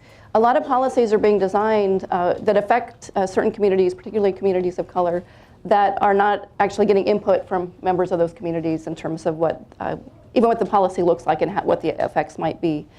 There is a lot of new research about the importance of role models and how role models can also encourage others to help diversify different fields. Economics would be one of those. So without having diversity, it's almost like a domino effect. So we don't have diversity, we don't have role models, which means in the next generation we're losing out on students in terms of that particular outcome. About 10 years ago, the American Economic Association's Committee on the Status of Minority Groups in the Economics Profession, that's a mouthful, has a joint newsletter with the National Economic Association and the American Society of Hispanic Economists. I was reviewing some notes last night, and in 2009, James Peoples had a very short article, but it was very insightful in terms of different fields that people study. And he found that African American economists tended to predominantly, or had a much higher share of research that was focusing on labor and demographic issues. It was something like 42% of publications for that time frame versus something like maybe it was 11%. I have the number written down somewhere. But it was this big gap in terms of the research areas of interest, which means then if we're lacking diversity, we are going to be missing out on insight into particular topics within economics. And I think that was a very telling statistic. So it's just when we're asked to quantify in terms of what research might be overlooked if we're talking about the lack of perspective or the lack of diversity. I mean, that's some evidence right there if we have different levels of interest. Some people have also done the work in terms of gender-related differences in different economic fields as well as policy. So I have two related questions to ask you. One is, what resources exist in institutions to help diversify the field of economics, and in particular to make these institutions more welcoming to Black women? And then secondly, what are some of the pitfalls? These are not perfect policies, right? So tell me, what is typically the pitfalls that you all have come across, one or two pitfalls? So why don't we start with you, Anna? Thank you, Lisa. I think one of the big pitfalls in terms of diversity is lack of recognition, right? So my NEA presidential address talks about the representation of Black women in econ. Yet there was a conversation earlier that did not cite my work, and who's in the audience? Black women, right? The work that I do, I think everything that I have done has always been volunteer. Diversity, well, take that back, AA summer program at Duke was not. But the Diversity Initiative for Tenure in Economics was volunteer. And I can't tell you the number of times that there are conversations about diversities and I'm not invited on the panel. When I see tweets occasionally go out about DIET and my name's not part of that. And I can't help but think it is because it was not my job. And it goes back to what my former colleague, Nina Banks, will often talk about. And Nina also does work on Sadie Tanner is in Ghana. With the Ghana program for Bucknell, we'll talk about how women's work that is unpaid labor is ignored, right? So I think that's one of the biggest challenges. If it's not your job in terms of doing diversity, people will often not credit you. I think the other part, and I'm going to be very honest with you all don't stop to thank us. Right? You don't stop to think about the investment that we're making in you. And it's not like, oh my God, thank you, but like, let us know when we give you advice, and that's one on the bookmark. So this is my bookmark. I used to do Mentoring Mondays when I first came to Twitter. And one of the things says, when we give you advice, let us know if it worked. Let us know if it didn't work so we can refine that to help somebody else. I think a lot of times you don't think about, we're really invested in you. right? And then the academic space, some of us don't like the institutions, but we like y'all. And because we like you, we will stay there. But you won't come by and be like, hey, Marie, let's go to lunch. And go to the institution and get some money to take us to lunch without an ask. Just like get to know us, because we're real people. J. Cole's my favorite rapper. I happen to have a tattoo. I adore my nieces and my nephews, and I believe in holistic mentoring. I'm gonna ask you not just about your research. I wanna know, Valerie and I talked earlier, how your boys and your husband, right? I asked Brandy somewhere, how's your husband?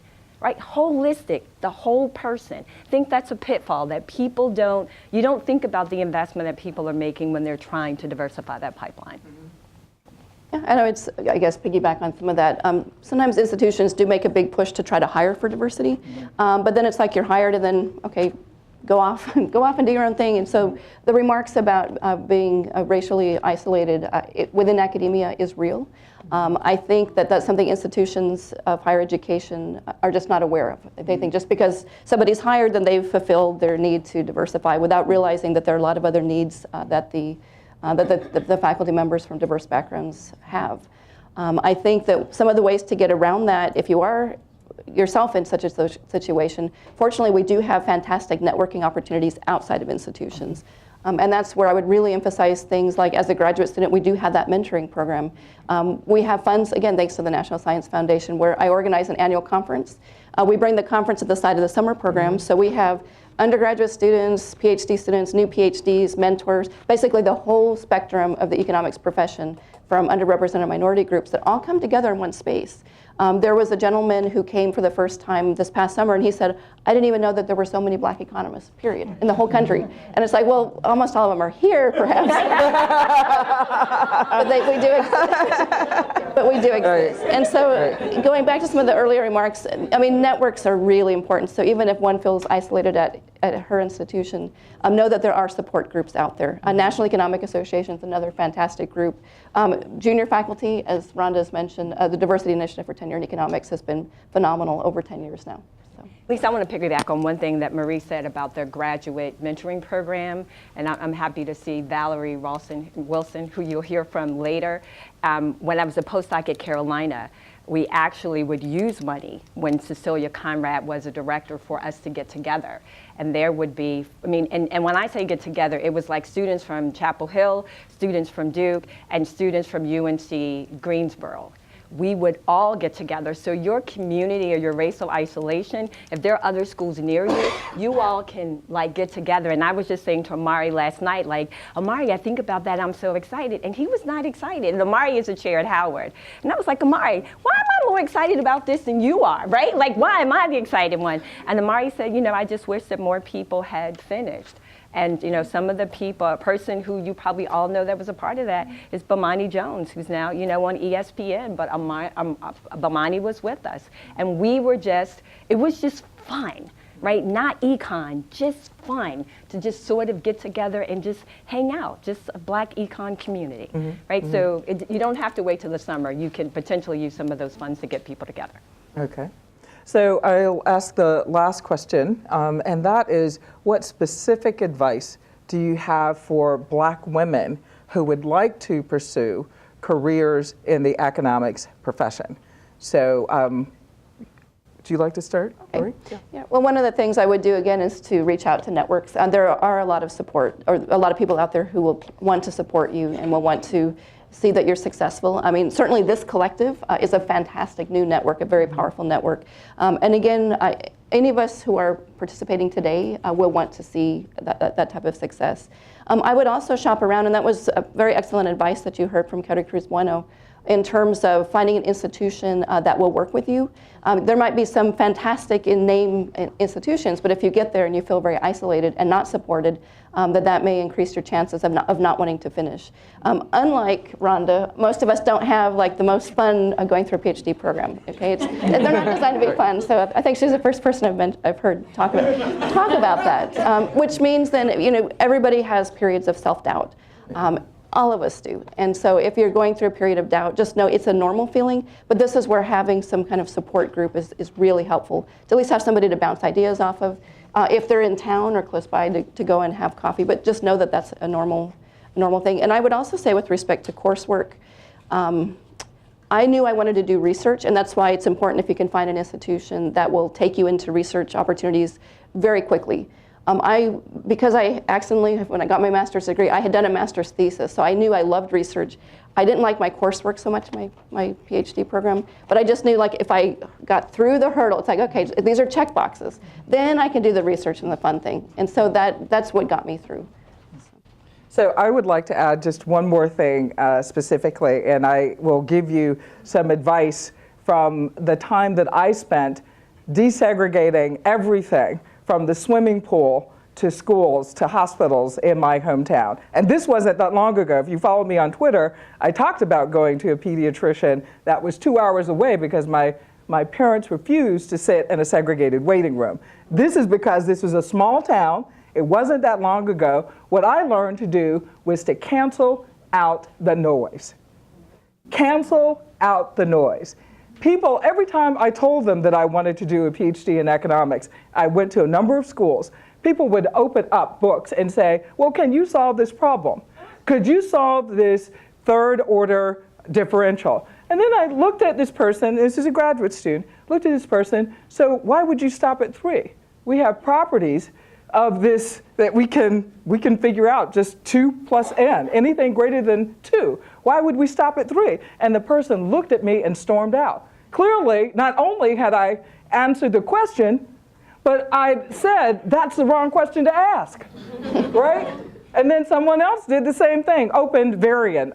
This is the predecessor to Mascalel as the iconic textbook for micro. And the person opened it up and said, well, if you can do this, then you can do a PhD in economics. And now I had training in mathematics. I'd had, all the women in my family are biologists and mathematicians. They didn't know who they were talking to, right? Didn't ask, didn't care. But said, if you can read this, then you can do a PhD in economics. So I read it from a mathematician's standpoint. I didn't know all the economics. And then the person slammed the book closed when I read this trivial problem. When I solved the trivial problem in front of them, in front of a lot of people. This was actually at a dinner party. And he opened up this book. What? So yes, a dinner party meant to encourage students to do a PhD in economics at that place. And to tell you the truth, that place isn't far from here. Okay? So what I'm saying is you've got to learn to cancel out the noise. Cancel out the noise. I would not be here. Someone told me that picture is from a bio that includes the fact that I'm the first Marshall Scholar from Spelman. And I was told that Spelman, by a white professor, that Spelman doesn't produce Rhodes and Marshall Scholars. Had to cancel out the noise. And I've been doing it ever since then. You have to learn to do that. People just volunteer bad advice. They just volunteer bad advice. I just wrote a column for the C-SWEP newsletter that Marie is editing, and I have more instances of that and more advice related to that. But make sure that you stay focused. If you waver, do what Anna does without blinking. Call me. DM me. We will keep your back straight and put those blinders on. Because you are worthy. You are worthy. You are absolutely worthy. And with that, we're ending this panel. Thank you. I have advice. Okay. Okay. That's fine. Advice. I think I have valuable advice. And that is, and what we got was something about math. So what I learned at Stanford is, if you're at an institution that doesn't have a good reputation in teaching math courses, take your math classes at a community college, right? Take it at a community college where they're in the business of teaching people the material, not at an institution that's about weeding folks out, right? That's one. 2, Carrie talked about doing research early, not asking anyone to raise their hands, but if you've got federal work study, You should take your federal work study and go to a faculty member and ask about doing research. If you've got federal work study, you can work for a nonprofit institution. I am in the process of building a relationship with Virginia Commonwealth University. I go on Tuesday to have a conversation with the University of Richmond about their summer fellowship. You don't have to wait until you're in graduate school to do research. Now, what I understand that I learned at Duke, that a young lady said to me, research was hard, because I used to stand on Duke's Trinity campus like this with my business card. Black student walked by, you got work study? And they would say, come see me, let's get some research. Next person would come by. I literally stood on the campus and did this. And the one young lady who met with me said, research is hard. And I'm like, where are you getting this from? And what she said to me was she was comparing social science research to the physical sciences. She's like, my peers are having difficult times getting in labs. And I'm looking at her going, but I'm begging you to come work for me and do research. Don't confuse what you see your peers in the sciences do with what social science research does. Use your federal work study to get experience. Did you want to add anything? No, I mean, again, it goes back to how important research is, because that's really what brings out a lot of your passions. And so you might have some boring classes, but again, it's the research where you can really find your passion and feel like you're making a difference. Okay, so we have about 10 minutes for questions, so we would like to entertain questions from the audience. Yes. And could you say who you are and where you're from? Hi, my name is Ellie Keplinger. I'm a senior at UC Berkeley. I'm one of 2 black women in our major. We have 30,000 kids on campus, so that kind of fact makes me angry. And when I get angry, I can't concentrate on school. You said put your blinkers on and cancel out the noise, but I have a problem with that when, our black men are dying in the streets. Do you have any advice for how to deal with your anger being in these spaces? Well, okay. Well, I'll start with I was angry from pre-K. No, seriously, I was, and I tell you no lie. Every year we had to integrate something. I was tired. It was a pool one year. It was just ridiculous. At Berkeley, there was 1 black person per year in the graduate program, and I never saw black undergraduates. So I had to cancel out the noise there too. And there were many signals that said, and this is the soft bigotry of low expectations.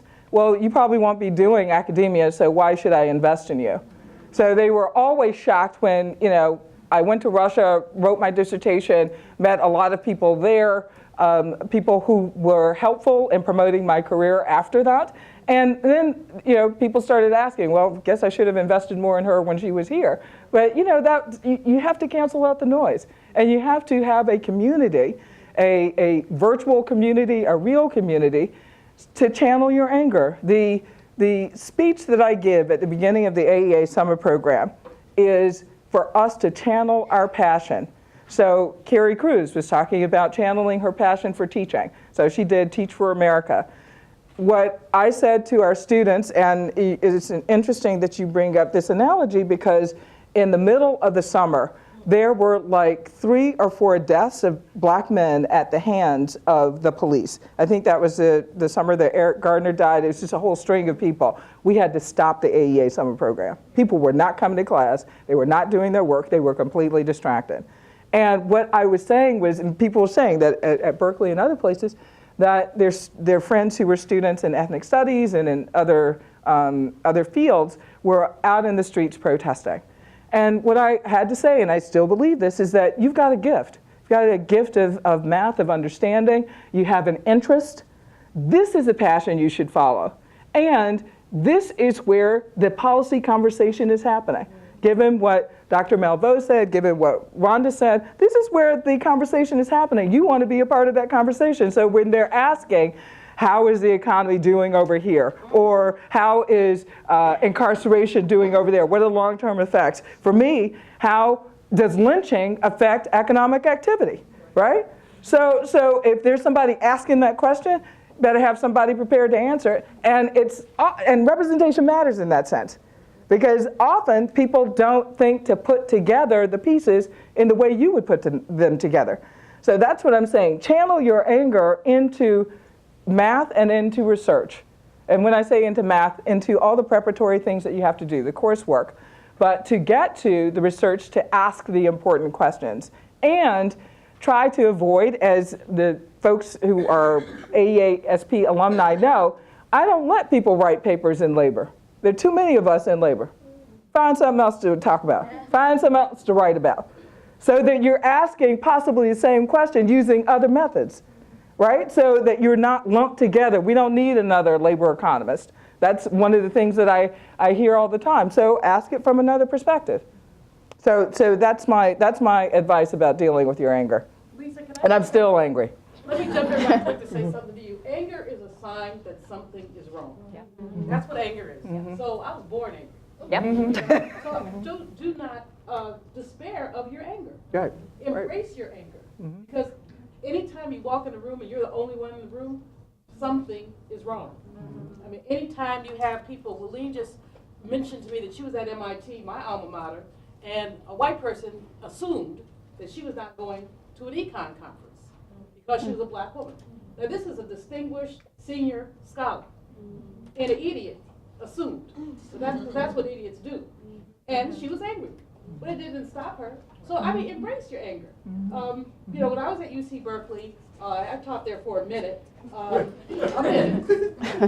mean, there were hardly any African American students in econ class. Yep.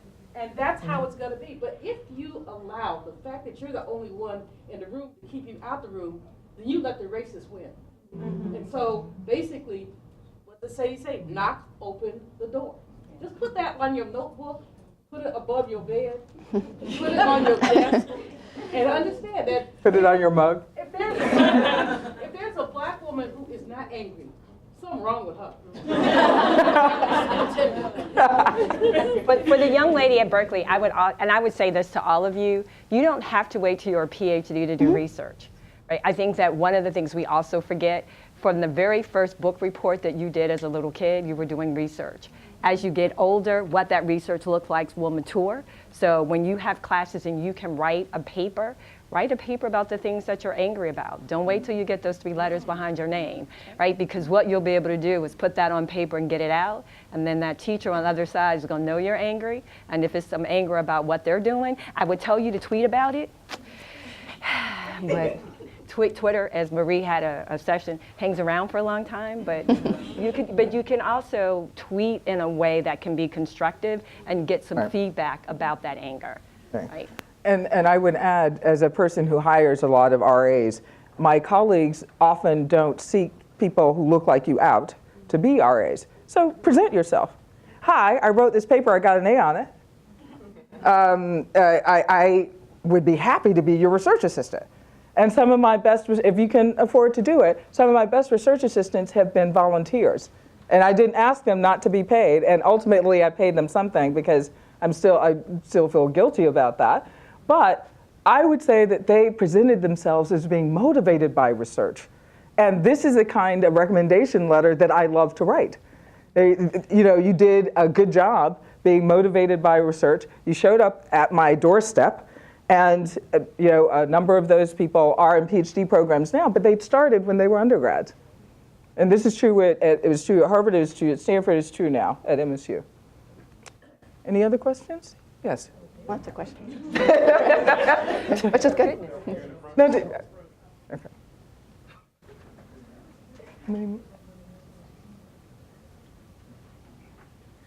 So hi, my name is Sarah Rufael. I'm a sophomore econ and math major at Howard University. And I was also able to, I was also able to attend the session at Brookings yesterday where we got to hear from Janet Yellen. And something that she mentioned that really stuck with me was that when she was an assistant professor at Harvard, she spent a lot of time trying to do her own research, but she didn't get the chance to collaborate really until another woman entered the department, where previously she had been the only one. So outside of the context of just mentorship and receiving mentorship from professors, when you're actually become like a graduate student or even a professor, how can we work on collaborating more on research with each other so we have more voice, more opportunities to get tenure, that kind of stuff? Well, I think one of the great things is the internet, right? Because you don't have to be near people to get work done, right? You don't have to worry about, are you down the hall for me to have a conversation? You can do work across. And I would also say to you, and I think Anna and Fanta are examples of that, right? In terms of where they met and where they had that conversation. Don't let proximity be a wall in terms of who you get to collaborate with. The World Wide Web opens up the whole wide world to you in terms of people that you can collaborate. So I think that requires us to rethink what it means to be a collaborator. You don't need to sit beside me. I just need to have access to you, and I need someone who is going to be kind about ideas. As someone said to me, you need a thought partner. You know, that person that when you come up with something, y'all can have constructive conflict to get some stuff done. Don't let proximity be the barrier. And I would just echo that. I mean, technology is amazing in terms of the research that can be done. Again, you don't have to be down the hall from somebody. I find actually working with collaborators is really helpful, and they don't necessarily have to be with me. And it's because they can also keep you on task. So I work very well with deadlines. And so if between my co-authors and I, if we set deadlines for each other, we get a lot more work done. But again, we don't, fortunately with our world of technology, we don't need to be in the same space. So hand in the back over here. Hello, I am Whitney Brown. I graduated from Winston-Salem State University for undergrad, and I am in the master's program at Howard University. So my question is more so when you're going through a graduate program, whether it be master's or PhD, how do you keep going? Because a lot of times, like I come from a smaller university, my math background has depleted because I didn't have as many classes in undergrad. Or you're just sitting in class and you're trying to stay focused and have that, I guess, confidence to keep going when you don't necessarily have the skill points. How do you keep going so more of us can be in economics as far as graduate students in academia? Because a lot of times we don't have a lot of other people around to help us. Like my mom didn't go to school for any of this. My grandma don't know anything about this. You can't just, I mean, you have a support system, but not having close support system is hard to really grow from. Like you said, your parents were in biology and things like that. A lot of us don't have that. So how do you keep going? Well, I think that depends on what kind of support you're looking for, right? Like, so my mother didn't go to college. I think if you asked her, she really thinks that I should have an academic job because if you all weren't counting, I have 5 degrees in STEM, 5 of them, and I was looking at being unemployed. 5. But what my mother does do is she gives me money every month because she's really clear about wanting me to be successful, right? And so even though your parents and your grandmother, they may not understand the work, you've got to listen to the ways in which they believe in you, right? And if they believe in you and folks are like, you can do this, don't worry about the rest of your peers. And I also say to you, one of the biggest things that we do that will get you in trouble every time and bring you down is comparing yourself to somebody else, right? And I have to tell myself all the time, what is meant for me is mine, right? You can't take that away from me, right? If it's mine, it's going to be mine. Don't worry about your peers. They can't run your race and you can't run theirs. Your mom is supporting you. You need to grab onto that tight. Chantel is sitting up here in the front. What was your name? I'm right behind it in Howard? Sarah. And I know that you've got Javay Grooms who was here and you've got Andrea Smythe. Howard, for the first time in about 10 years, has 2 Black tenure track women in your department. You've got some support there, but you have to let them know you need help.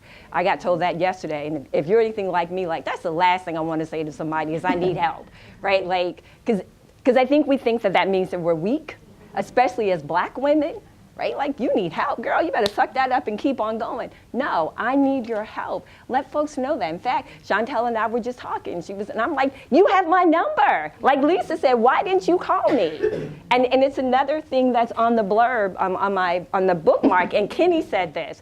Sometimes when you don't know what you want, describe the outcome.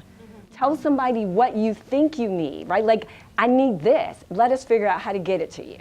But you gotta come to us, because people are not coming to you. And I would say also, again, going back to the importance of networking, that you may not have at your institution, or you may not feel like you have the support, but again, tapping into this fantastic collective and tapping into things like the mentoring program or the National Economic Association, you'll find that there's a lot of support out there. So even if you may not have it in your immediate space, that's another advantage with having, again, technology, is that even with our whole social networks, we don't have to necessarily be physically together. I think something very powerful happens when we come together, and that's why I love organizing that summer conference, because we bring people together in the same space. But there are a lot of people out there who will be supportive of you. So I just want to add something to the graduate student at Howard. So my mother went to Winston-Salem State, actually, and you know, you said that a lot of people don't have in their families biologists and mathematicians and so on. But let me tell you, my having a parent or an aunt or an uncle who might have achieved something does not matter. This racial isolation that Dr. Alexander was talking about just now, that is real. The mathematicians, I think his name is Idre Goins at Purdue. Now at Pomona. Now at Pomona. That is real. People do not acknowledge that you are here because of something other than affirmative action. So talk about erasure. So I won't say that I internalize that all the time. Sometimes I almost did, but it doesn't carry the same weight as it would if it were another person. So I'm just saying that I probably have some experiences that are quite close to yours because of isolation. And I went to Spelman. And certainly, you know, this is not a place that teaches graduate courses, for example, whereas Howard does. I didn't have that kind of exposure. So I think that wherever we are, we can find places where there are resources and people to answer questions for us. And that's why virtual communities and physical communities are absolutely critical, I would say. And I'll add one more to that. Nzinga Brazard is here on the, raise your hand higher. So she's representing the NEA, and Linda Lobert is sitting here, and then Quentin Johnson from the Federal Reserve. The NEA is actually working to establish student chapters in a variety of cities where there's a large population. So I think that if you're concerned, take a page out of Fanta and Anna and the collective, I'll just call them as a group. And if you don't have what you want, make it, right? Create that. So at Howard, you've got a chair. Amari is far more supportive, right? I mean, and he's the NEA president this year. So if you really want something, you put it in the context of the 50th anniversary of the NEA. You'll get funded for it. Right. You'll probably see it happen because you know he's looking to make some real things happen. Great. Okay, so we've got to wrap up. So if there are any outstanding questions that you have, feel free to talk to us during the breaks, or feel free to be in touch. We're some of the easiest people to find. And I would also say that it is important for all of you to stay in touch, as the representative from Mathematica, Dr. Herz, was saying. So this is an incredible, I commend you again, an incredible effort. You people are going to change us. These old people, sometimes we were lethargic. Like we would not have even thought of this, may have been dealing with a whole lot of other stuff. So between you and the Parkland kids, you all are going to change things, okay? Because sometimes we don't see possibility where you see it. You don't see fresh opportunity. We don't see fresh opportunity where you see it. I am so grateful for all of you for opening our eyes to having something like this. So I really appreciate it. Thank you so much. And thank you to the panelists. Thank you so much. Thank you for coming.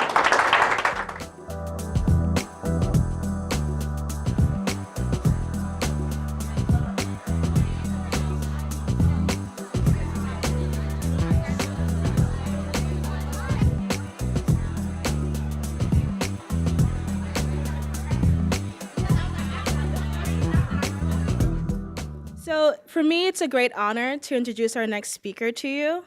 In 2013, I moved from Antigua in the Caribbean, age 16, to the university to go to New York. And by then, I knew I wanted to be an economist, but I didn't know what kind I wanted to be. Flash forward to within 2 months of unpacking my life and coming to the US, I was lucky enough to go to an Africa Center for Strategic Studies event on security, corruption, and economics in Africa, which, if anyone knows, post-colonialism is very close to home for me as someone from the Caribbean.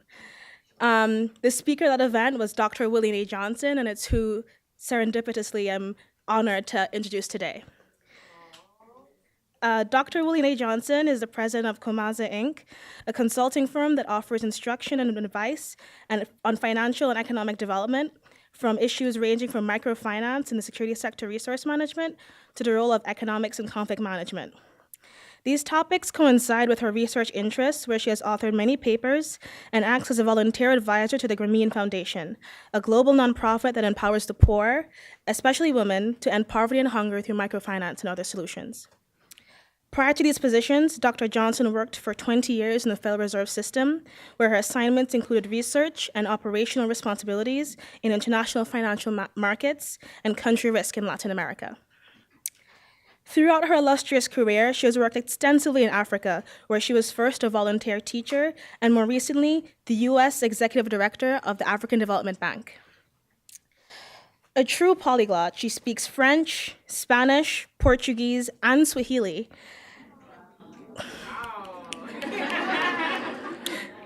and holds degrees in social studies from Ratcliffe College, African history from St. John's University, as well as a doctorate in development economics from my present institution, the Columbia University School of International Affairs. So please welcome me in inviting Dr. Willene Johnson to the stage.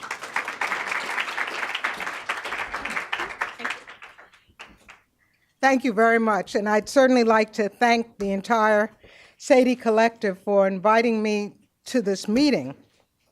But actually, most of all, I want to thank you for inspiring me to learn more about our first Black economists. This has been just a very eye-opening experience for me. I'd like to start, though, with a quote from another, actually an economist whom we think of as a sociologist and a historian. W.E.B. Du Bois actually had studied in Germany for the degree of economics, but they decided they didn't want to give that degree to a Black person.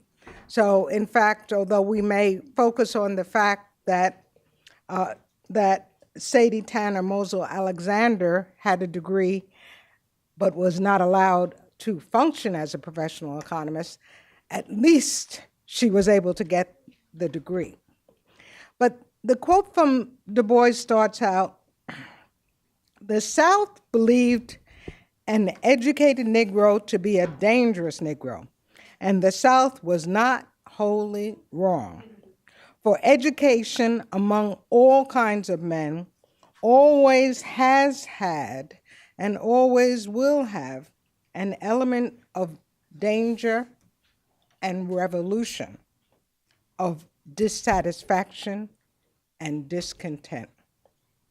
Now, I'd like to replace the South with just plain America and replace men with people, and keep in mind women may be even the most dangerous of people. So here today, we are thankful that we are honoring Sadie Tanner Mosel Alexander, and of course, especially grateful that her family is here with us. The collective has encouraged us to re-examine this life of a great thinker. And we've had two outstanding guides, Nina Banks and Julianne Malveaux, who've helped us to gain some direction in our study. I believe we have slides. Let's see. Yep.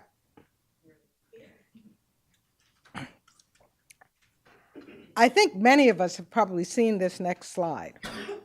And the slide says that they didn't steal slaves. They stole scientists, teachers. Let me see if I can. They stole scientists, teachers, architects, astronomers, and others, and made them slaves. And remember that. That's from our ancestors. This slide is on a middle school door in Moss Point, Mississippi, a town that I actually have visited. And the teacher, interestingly enough, it's a math teacher, Jovan Bradshaw, a math teacher, responded to a little boy who came to her and said, slaves, they didn't do much at all. They didn't do anything. And this was her response. She took the words of a poet, Nadine Drayton Keene, because she wanted to let that boy know there's another story. In fact, there's another vision. When you look at the people, remember they are people, they are enslaved people, they're not slaves. There's more to them than their bondage. And so both of them obviously had a more positive view of the Black people who were captured from Africa. And the words focus on the trauma. They talk about kidnapping. It focuses on the trauma and the lost potential. But those of us who have studied American history or who have lived the Black experience in America know that slaves came here with a set of skills. They came here with talents. And even though they were slaves, they preserved a kind of agency so that they could use these skills and talents to survive even under the constraints of bondage. So my own respect for the knowledge of Africa was enhanced by my experience of working in Mali and having one of the translators that I worked with tell me that he was serving as a translator of the scrolls on astronomy that were in the ancient libraries of the University of Timbuktu. And he was bringing forth that knowledge into the current era. So we know that Africans and their descendants had knowledge and exercised agency. And as we join with the Sadie Collective, our goal is to gain and share knowledge. But we must remain ever conscious that we have to fight to loosen the constraints that limit agency and limit our full exercise of our own talent. As an economist and later as a lawyer, Alexander recognized and fought to overcome the challenges to the social and economic conditions of African Americans. We spoke this morning, I think Julianne was saying that, yes, she was from a privileged family, but she did not succumb to that thought pattern that many of us have, with the view that the economic and social problems of Black people were caused by cultural deprivation of Black people. Rather, her work examined the systemic obstacles that limited the opportunity of Black people in America. And so her study of the lives of Black migrant families identified the ways in which discrimination in housing and employment made it difficult for Black families to achieve a decent standard of living. And her research findings were based on carefully collected data, as well as sound economic theory. She rejected the notion of Black inferiority that was so prevalent that time in both academic and policy circles.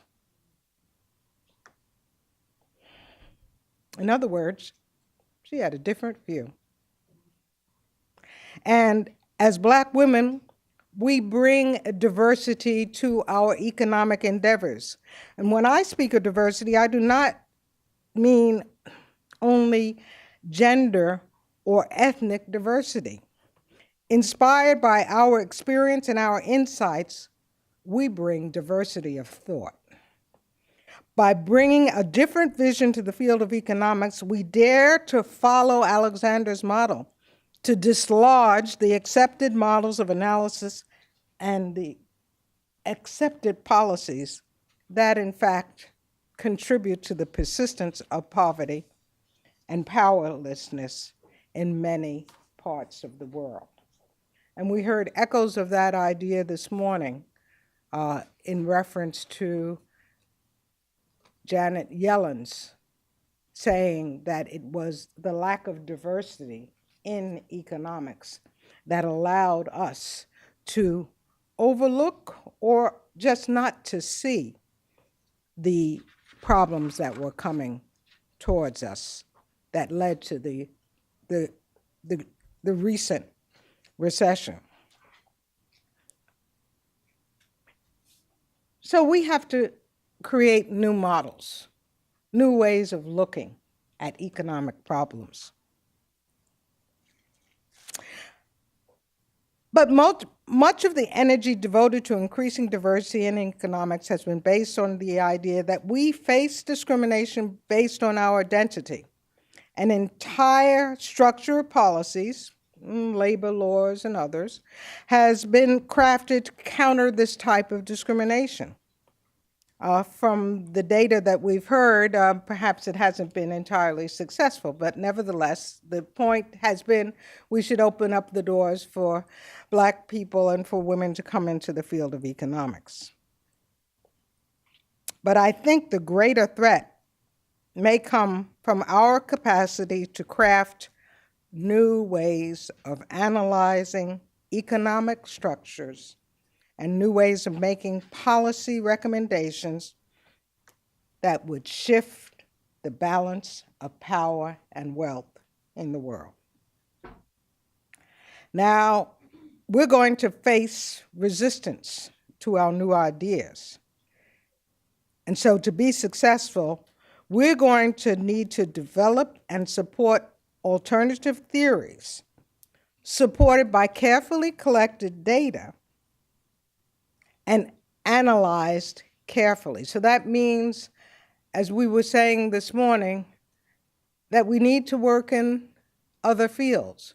We need to work in econometrics in particular to have an understanding of what techniques should be used. And I go so far as to say we need to develop new types of econometric analysis.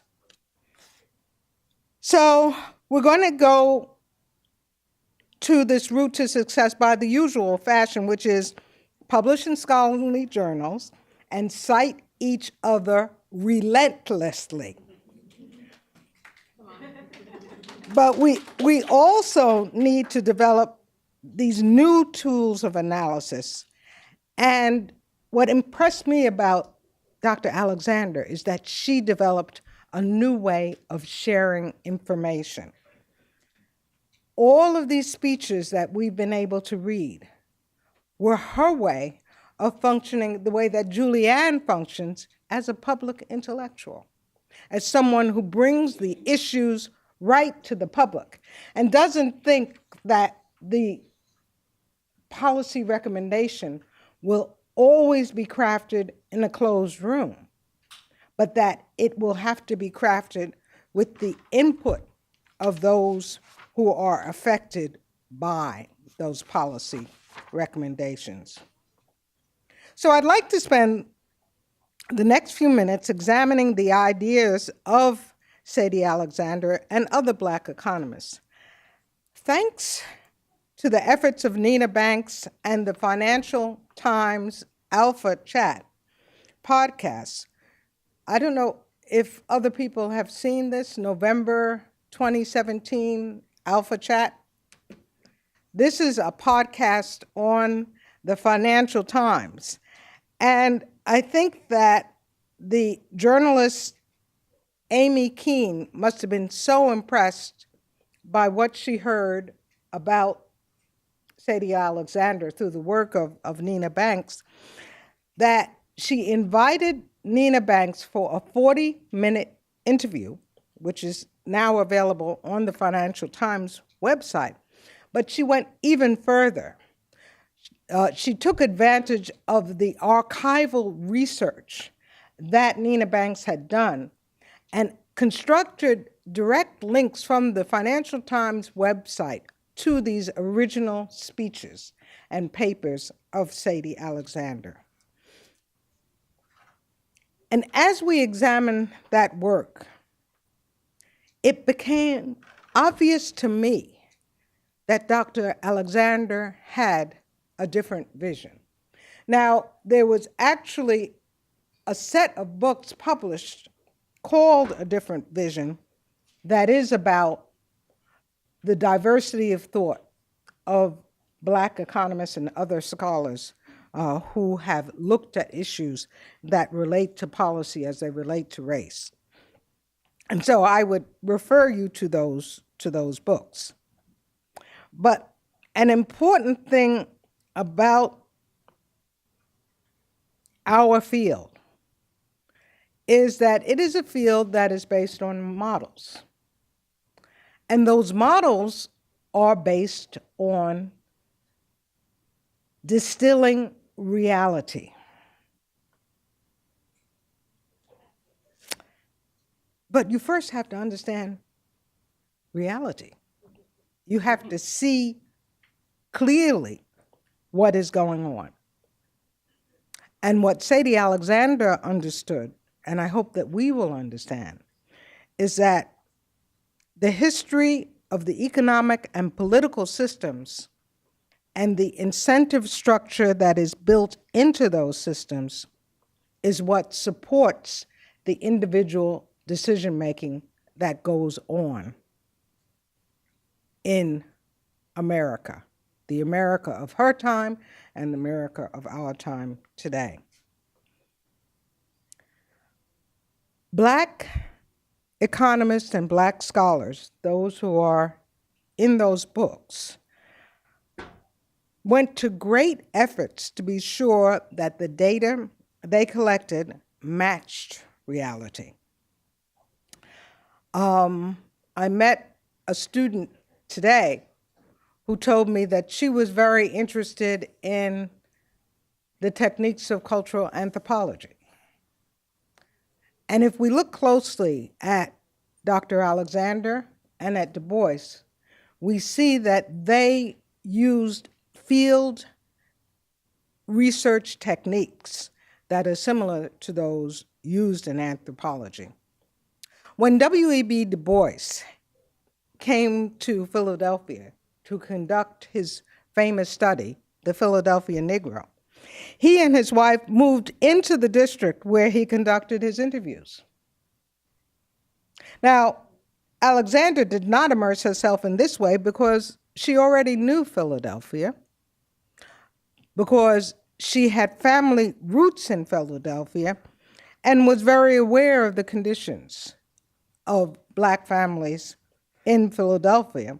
Although her family was privileged and well-educated, she knew the history and she understood the pressures and the realities of a range of Black families, and certainly those families that she studied. But she collected that data herself, and she used the best techniques of field work. These field interviews provided data on consumption and living patterns that were then placed within the framework of the economics theories that she had learned at the University of Pennsylvania.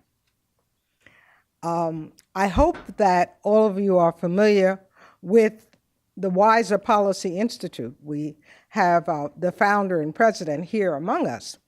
And there's now a series on the website, the Wiser Dialogue.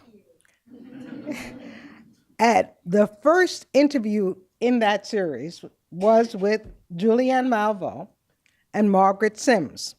And they discussed a book that was published in it's now 1984, Slipping Through the Cracks, that appeared a few months earlier as a special issue in the Review of Black Political Economy.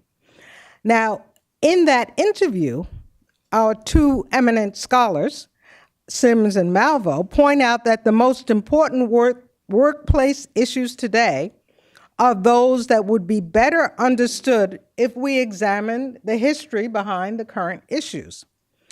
And Margaret Sims also stressed that reducing important analysis to a single coefficient does not work when the researcher has no understanding of the experience and conditions that contributed to the results.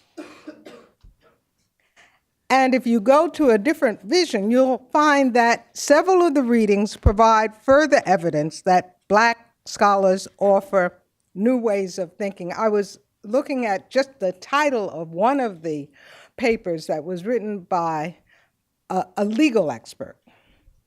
And the title was The Intersectionality of Class, Race, and Gender. Now, this was published in 1997. And he was already pointing out the shortcomings of policies that failed to take race into consideration when it was supposed to be intervening to improve certain conditions. Were we listening about intersectionality 20 years ago?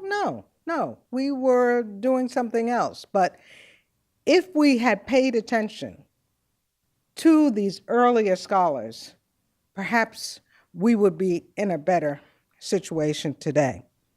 Now, in the first volume that looks at African American thinkers, there's a profile of Phyllis Wallace that was written by Julianne Malveaux. And as Dr. Malveaux mentioned, Phyllis Wallace earned her doctorate from Yale. That was in 1948.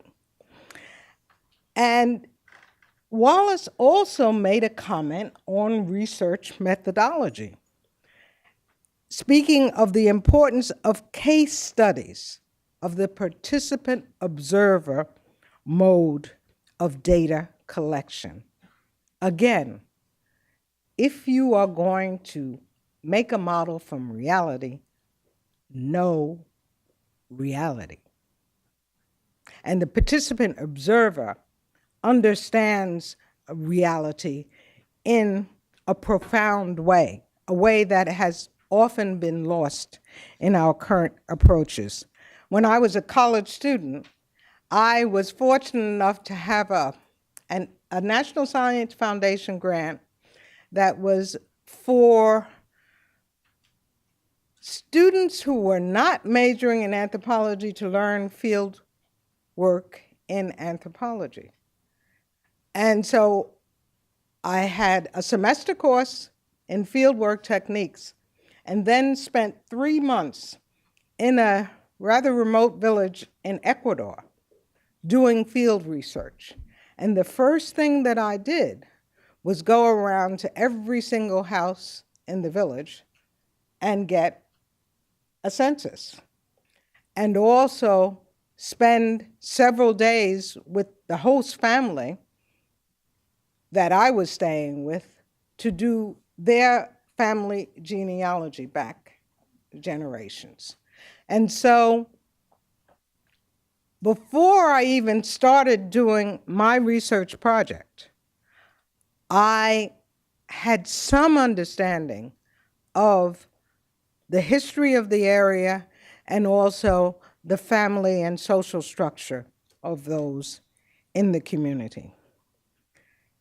It may seem to be laborious and take time, but the results that you get from that type of research can give you a profound understanding of the dynamics in that community and of the economic reality of that community. And so I think that the workplace issues of today would also be better understood if we had paid attention to the work of Sadie Alexander and other Black scholars. One of the sections of an Alexander speech from 1945 presages today's discussion of full employment, a discussion that's been kept alive by the research of William Darity and other Black economists. Quote, "In union there is strength," end quote. "The right to work is not a Black nor a white problem, but a human problem. The more men and women who are working, the greater is the demand for goods, and the more money is invested to build factories to produce goods to satisfy the demands of the workers. Every man should be concerned that every other man is employed, for only in full employment is the individual laborer assured a job," end quote. The current debate in our country is about that.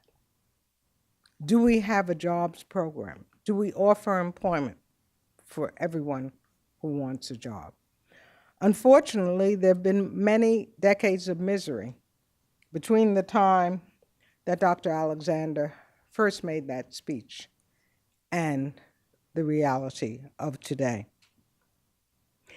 In her research and her public speeches, Dr. Alexander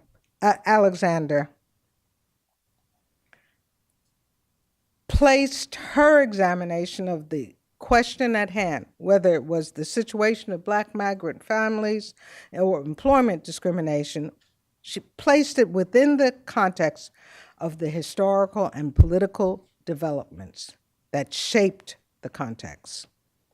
The household survey questions that she used to elicit data were informed by her understanding of the life and choices of the Black families, as well as by her knowledge of economic theory.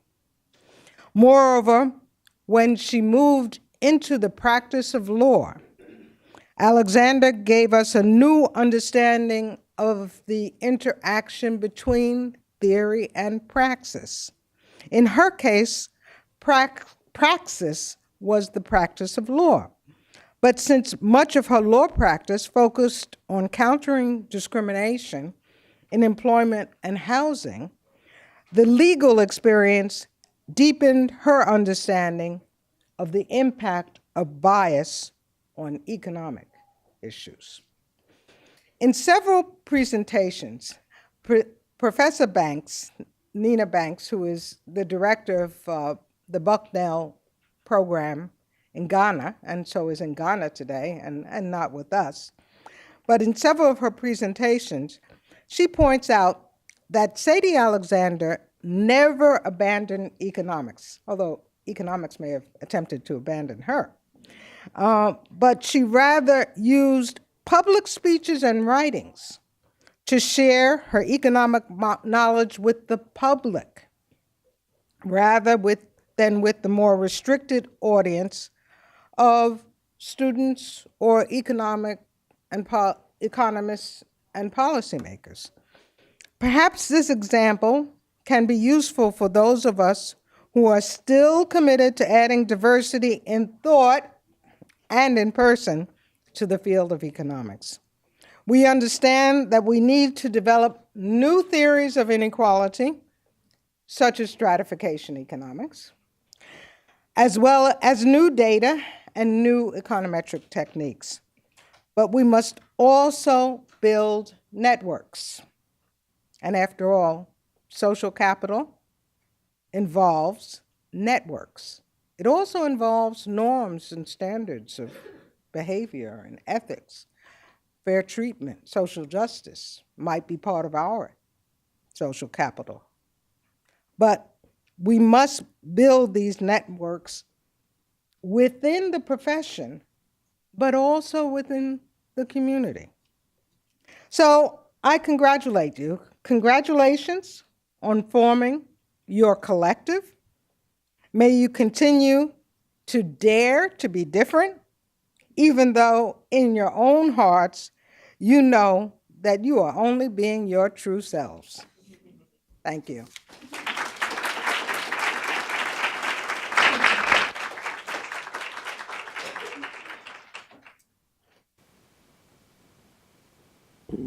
I'd certainly like to open the floor for questions and comments.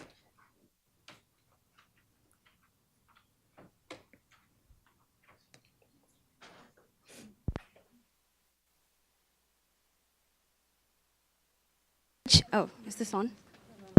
Oh, Yes. hi. Hi. My name is Nomfundo Mnglina. I'm an international political economy major from Colorado College, but originally I'm from the Kingdom of Swaziland, or Kingdom of Eswatini now. Yeah, because I had a name change.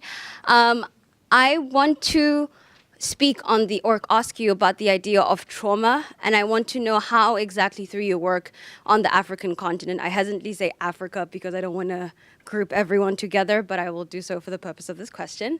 How through your work were you able to interject the notion of new ideas in a system that has a lot of Afro-pessimism? And so how do you sort of manage to ask governments and their people to continue to be hopeful about the future and to think differently?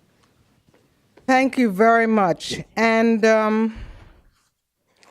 pessimism abounds, not only in Africa, but certainly here. I thought one important thing about Dr. Alexander, and perhaps the family can tell us about this, is the fact that she always connected back to Africa. And from what I understand, part of that connection was because she felt that this political responsibility, the responsibility of governing ourselves, was something that had existed in Africa, and it's something that we needed to do more of in America. I was fortunate to be in Africa. Well, I'll go back. My nursery school teacher was married to a professor of sociology from Uganda, Dr. Kalabala, who came to New York for the very early years of the United Nations. So although I didn't have the benefit that Rhonda had of having had Black teachers and women teachers all throughout my experience, I was lucky in that when I was 4 years old, there was a brilliant African-American woman who was married to a brilliant African scholar whom we saw, Dr. Kalabala. And so I grew up with a very positive view of Africa. And when I was 5, I told my mother that I was going to get my doctorate. And my mother said, yes, okay. So I myself was conditioned to be more positive. And I was in Kenya during the early years, the late 60s, within five or 6 years of independence. And during that time, the people of Kenya articulated very clearly what they wanted in terms of self-determination, education, economic development. Unfortunately, I witnessed the first tragedy that I witnessed was, well, I didn't witness the event, but I saw the impact immediately, was the death of the assassination of Tom Mboya. And I had left assassinations, I thought I had left them behind me in this country, in the United States. And of course, I was also aware of the assassination of Amilcar Cabral and other great thinkers. What I find today, as I understand that the struggle continues, a luta continua, the struggle continues, there are negative forces, and you were at a lecture that I gave on governance, good governance, and there has been corruption, there have been other forces, but I find that if we go back to these early thinkers, Cabral, Mandela, and others. It helps to clear our vision. You know, we talk about a different vision. We can see things more clearly. And also, if we learn to listen to what people are saying, and to listen. The reason I speak half a dozen languages is because I really do want to listen to people. And I have found that people tell me quite a few things that they might not tell other people because they can say it comfortably in their own language. So yes, some pessimism is well founded because we have not met the ideals that were expressed in the 60s and 70s. But I think, just as in the case of the United States, where I actually probably in my bag have a copy of the Constitution, we have to remind ourselves that those ideals exist, they were articulated, and people committed themselves to it. And so I think that that's why the collective is so exciting to me, because I know I still have to fight, but now I have some young generals who are going to lead us in a way in using peaceful tools of social change, the kind of tools we talked about here in the 60s with Dr. King. And I will admit that I do have my audio books on the radical Dr. King, because I do think that it's important to remind ourselves of our ideas. Social capital involves norms. Our network is one that involves people, but involves people who share certain norms. And I want to have a world where there is social and economic justice. So yes, there may be pessimists out there, but I remember when I was young, Julianne is a little bit younger than me, but she might have heard this, that someone said to me, well, you know, Negroes just aren't ready. And that's what people would say. And it would be sometimes a white person, sometimes a black person, who did not want to see another black person succeed. And my response, maybe I was 19, I said, well, I'm so ready, I can take 10 other people with me. So, yeah. So I think it's time for us to wrap up, but we'll continue this dialogue, whether it's online or in person later. But I again want to thank the collective for reintroducing me to Sadie Alexander, and thank your family for sharing her with the world and for, in a way, being here to witness the rebirth of her ideas. Thank you so much.